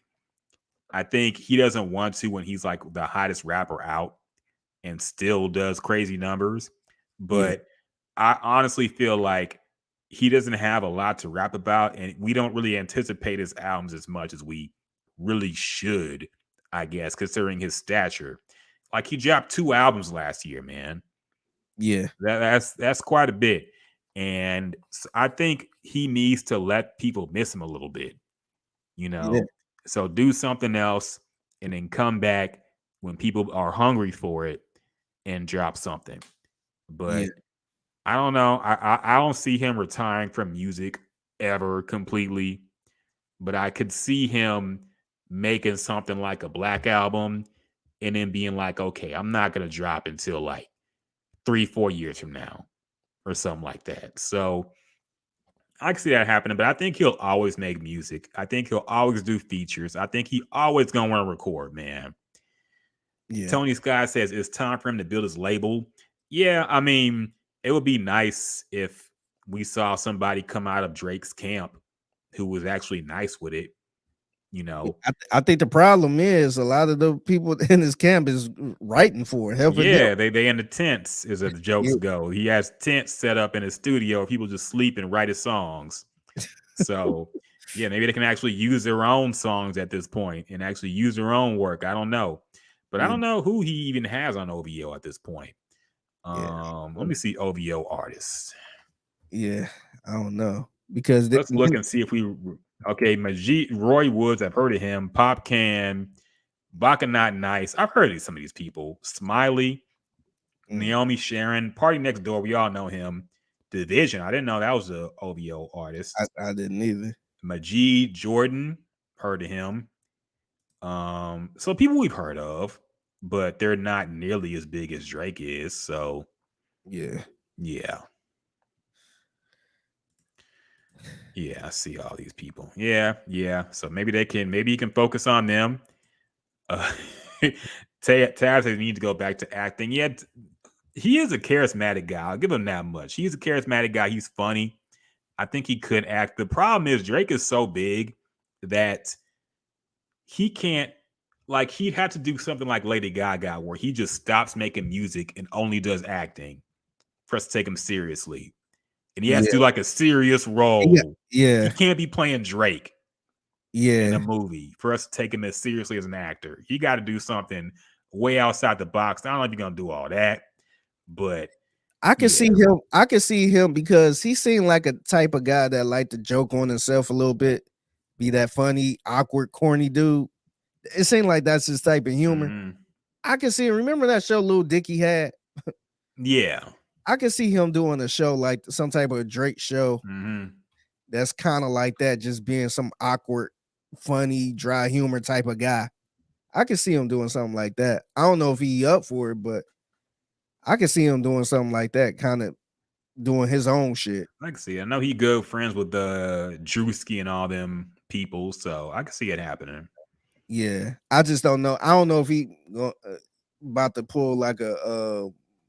I don't think he gonna be like a Will Smith or nothing, where he just get straight serious.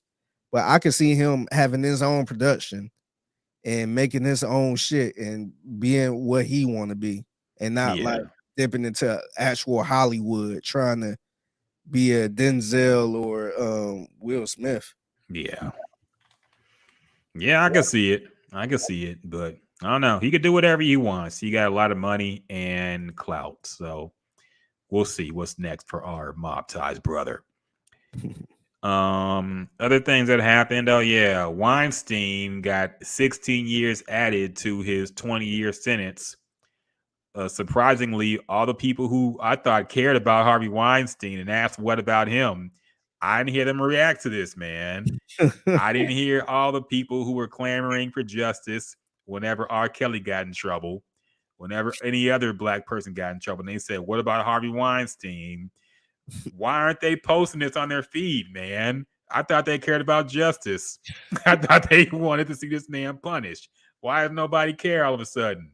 It's funny. We was talking before the podcast, and I'm like, damn, is he like added to a 23-year sentence?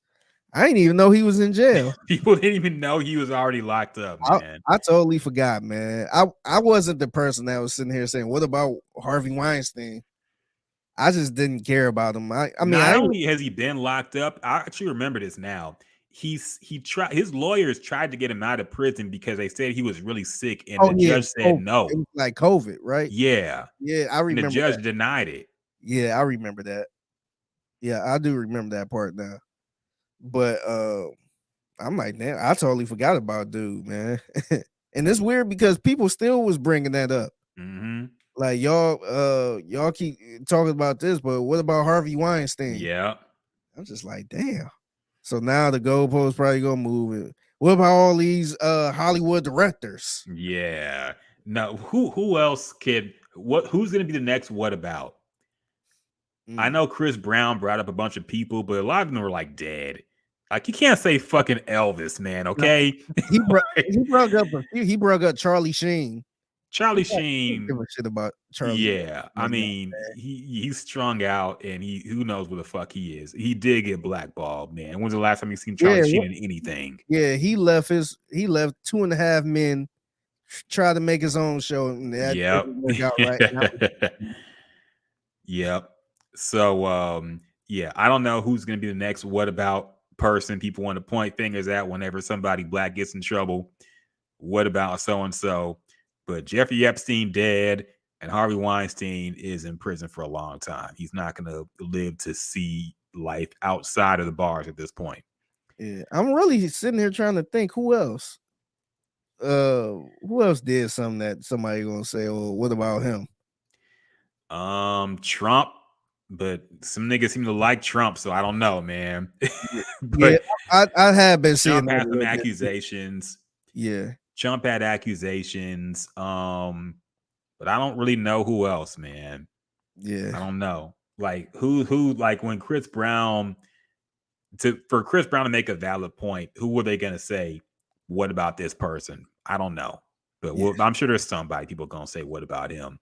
Yeah, but so yeah. Speaking of R. Kelly, he did get like another 20-year sentence, but it was going concurrently, so I think he's only gonna do like 1 extra year added to a sentence. So there's that. So yeah, pouring off for both of them, man. I think that actually it happened the same day too, which was crazy. So they both got sentenced the same day. Harvey Weinstein and R. Kelly. Yeah. So interesting. probably didn't see more talk about that on Black News, man. What happened? Yeah, it's funny. I saw somebody, some girl tweeted about R. Kelly, talking about pretty much said them young girls wanted to fuck or something. Mm-hmm. Man, when I tell you she was getting roasted, I saw the tweet before it was any quote tweets. Mm-hmm. And then the last time I checked, it was like 500 quote tweets, 1 like, and 2 retweets. I'm like, damn, it was going in. Like, you want to see people go in on people? Just watch somebody tweet that say something positive about R. Kelly. They gonna call you a piece of shit. They gonna tell you to kill yourself. They gonna say all type of crazy stuff. Like, we got to a point where you won't find anybody that say I agree with you. Everybody just like, nah, you need to be in jail with them. You need to do that. I was like, damn, they getting disrespectful, man. Yep. Now wait a minute. Now a woman said that, right? Though a woman said that, yeah. See, wait. I thought I was supposed to believe women. Yeah. Okay. I saw Taylor Rooks on the Jesus and Meryl show, and she said, "Listen to Black women." So I'm listening to that Black woman. Okay, her opinion is heard. I'm not gonna trash her for having an opinion. Okay, y'all people, you can't pick and choose which Black woman you want to listen to. Okay, I'm listening to all of them. Yeah, you know what's funny about that? It's saying like the popular conversation is, women listen to women, but it be the women with the craziest opinions about this type of stuff. It's not, you don't see a lot of guys sitting here, fist pumping to R. Kelly or saying free R. Kelly. It's mostly women. Like some of the craziest opinions I've seen about R. Kelly was from women saying, "No, oh yeah, we were young. We were always trying to get the older men." And I'm like, damn, that's crazy, because a lot of times if a guy says something, then it's like, see, that's the problem with America. Men always want to do this. Men always want to do that. But when a woman says something, it's just like it don't get discussed like that. So it's just like, damn, like when are we gonna start holding each other accountable? Because I feel like guys hold each other accountable a little bit. We're like, man, this stupid ass piece of shit, he ain't speaking for me, or this ain't all guys. But it seemed like, I don't know, man. It's strange, man. I feel like a lot of women be having some wild opinions on stuff women blame men for. No, 100%. And it's like, look, man, like I said before, like women have been subjugated for so long that part of me just feels like this shit just might be due for men to take it on the chin a little bit.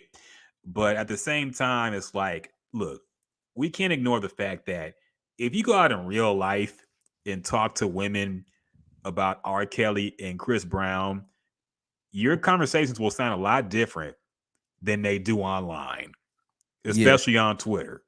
Okay. A lot of women will be like, what about the girls? Why were they fucking with R. Kelly? Why were they fucking with Chris Brown? I was talking to this girl when Mystical caught that another rape case.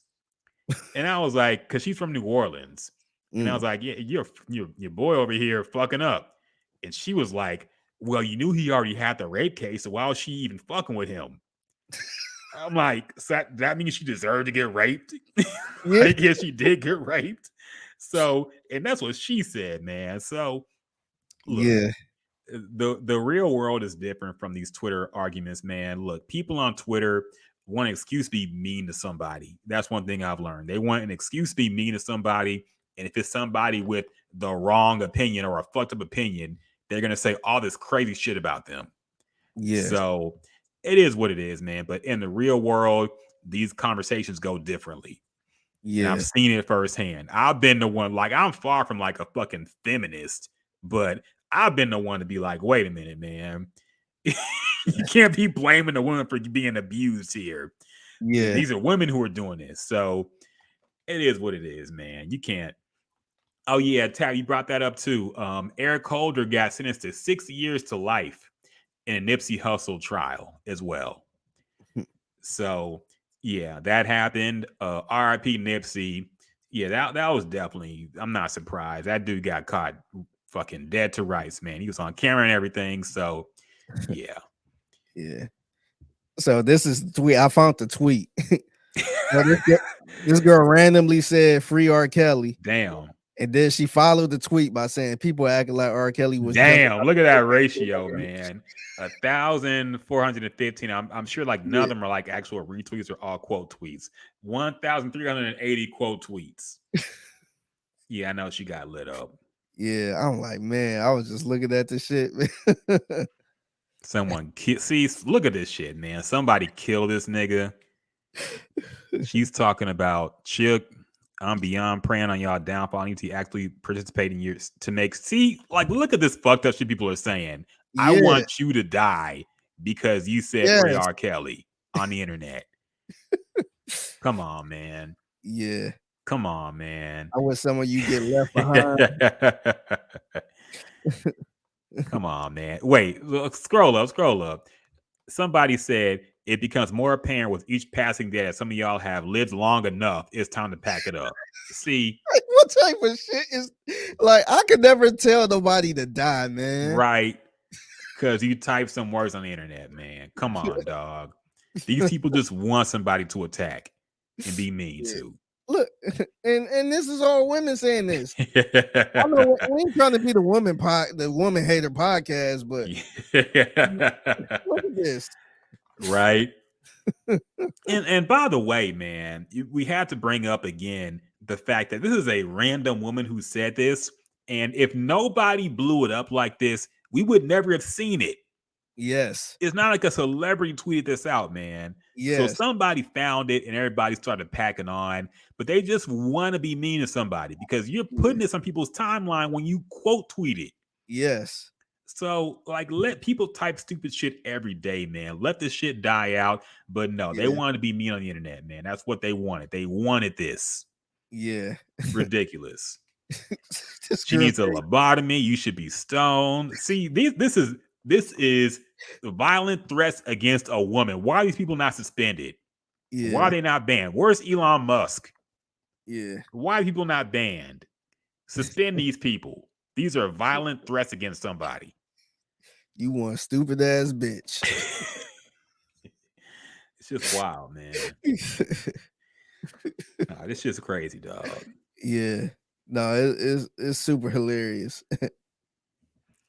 Yeah, I notice how women who look like this always have a certain look / tone. That's colorism, racism, all kind of isms going on there, man. Yeah, but yeah, just wild, man. Yeah, she was just a regular old person. She wasn't nobody. Look, how many followers she got? Well, 3,000 more than me, but she's not like fucking super famous or nothing, man. Come on. Yeah, but yeah, brave of her to keep it up though. Yeah, she didn't give a fuck. Yeah, she was kind of doubling down too. She was going back and forth, and then I think a tweet later, she was just like, "I muted that tweet. Y'all about to argue." So she was like doubling down, which I mean, I don't know nobody that's defending R. Kelly, and then after a couple comments, yeah, you know, you're right. Yeah, you raised a good point. Yeah, that was a good point. Yeah, I mean, at this point, if you in the R. Kelly camp, you entrenched in that shit. You ain't moving nowhere. Yeah. Tony Scott said you should have a segment called "That's What She Said." Look, I don't want to be a woman hater podcast. Okay, there's enough of those bullshits going on around. At least I would like to have a woman present while we shit on her, okay, and her kind. Yeah. I don't want to be just these dudes who just talk about women and just complain and whine, bitch and moan, man. I don't want to be that. There's enough of that going around. We gotta get the right kind of woman on too. Yeah, man. We need a fighter. Because I feel like all the women. Shout out to all the women that been on this podcast. Jasmine, we got J Bell, others. Jules, the mother of the podcast. Yeah, I feel like every time, I feel like everyone we had on is like, oh, I'm a different type of woman. Yes, it's like we always get this not weird but exclusive. This woman that never do this type of stuff. Yep. So it's like, I talk to all type of men. I never turn down dates. Just don't nobody want to talk to me. I don't care if you don't got money. I don't care if you broke. Really? So I'm like, yeah, Tony Scott says you need two different type of women. Maybe we do. We need like a super liberal, progressive, feminist woman. We need like a woman from the hood. Yeah, like two because types. We need a the battle ones- royale up in the here. ones we be like, what type of man you? I just want somebody that's God fearing. Yep, takes care of me, loves me. Yep, and it's okay. Money ain't an issue at all, really. You don't think about that. I just want somebody with a good vibe. Like, all right, that narrow it down. Like, who the hell ever say, you know what? I want somebody with a bad vibe. I wouldn't mind paying for my first date. I wouldn't mind going in half. What? We get those types who are like, I wouldn't care. I wouldn't mind going Dutch on the first date. Really? You wouldn't mind? Okay. But yeah, look, one day we'll gotta find somebody that will give us some shit. Yeah, we need some ammunition, okay? Like, nigga, you better pay for this $200. We did have that one girl. What was her name? That the young Dolph fan. Remember her? Oh yeah. She was one who was very much like, yeah. Shout out to she my was girl, that type. She was that type. Yeah, but I still talk to her too. She actually working at a news station. Okay, nice. Yeah. Shout out to me. Yeah, she legit now. She ain't gonna come out on the podcast, man. She was talking too much shit. Did anything else happen this week? It might be about time to wrap this up, man. It's been a long podcast, 3 hours and 14 minutes right now. So it's about time to wrap this one up, fellas. Time to no outro music yet. I know we can't do the Anita Baker no more. I'm working on somebody to make an outro music, outro music too. So I just gotta ask them. Make this. Yeah, we're working on production elements, man. We used to do mixes and music and shit. We can't do that shit no more because the copyright vultures done swooped in and said no. Yeah. So you know what would be crazy? I'm working on getting some music made for us, intro, outro, and I think I kind of want to get a "We'll Be Right Back" type of music. Mm-hmm. But how crazy would it be if we get copyrighted for the music for sounding so damn good? I mean, unless somebody already claimed the copyright. Yeah, so we just got to make sure. No, we can't take somebody's song that they're going to release as a single. Yeah, no.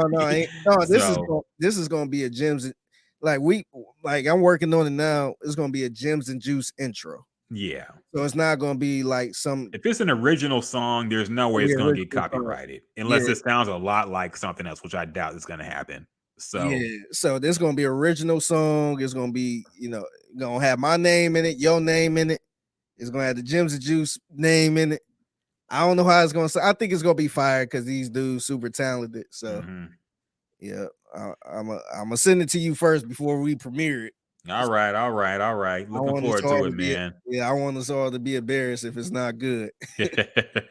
Looking forward to it, man. Looking forward to it. So yes, we are working on things to have a little more juice and spice on the podcast. Thank y'all to everybody who tuned in. Of course, if you're listening other ways, we usually broadcast around like 7, 8 p.m. on Fridays on YouTube, Twitch, Facebook, not Instagram, but Twitter, all that stuff. So come kick it with us, comment, we'll chop it up with you as well. Appreciate everybody who came through. Drunk, Troy, HRW, Tab, of course, Tony Scott, all y'all who chimed in today. Mick Martinez, who said he was watching us from the Gulf of Mexico. Hope he's okay, man. Right? Somebody said he was fishing, but it was like 8 o'clock at night. You was fishing in the Gulf of Mexico, man. I'm worried about you. Hope you're okay. Yeah. But everybody who tuned in, we appreciate y'all. And until next time, man. Peace.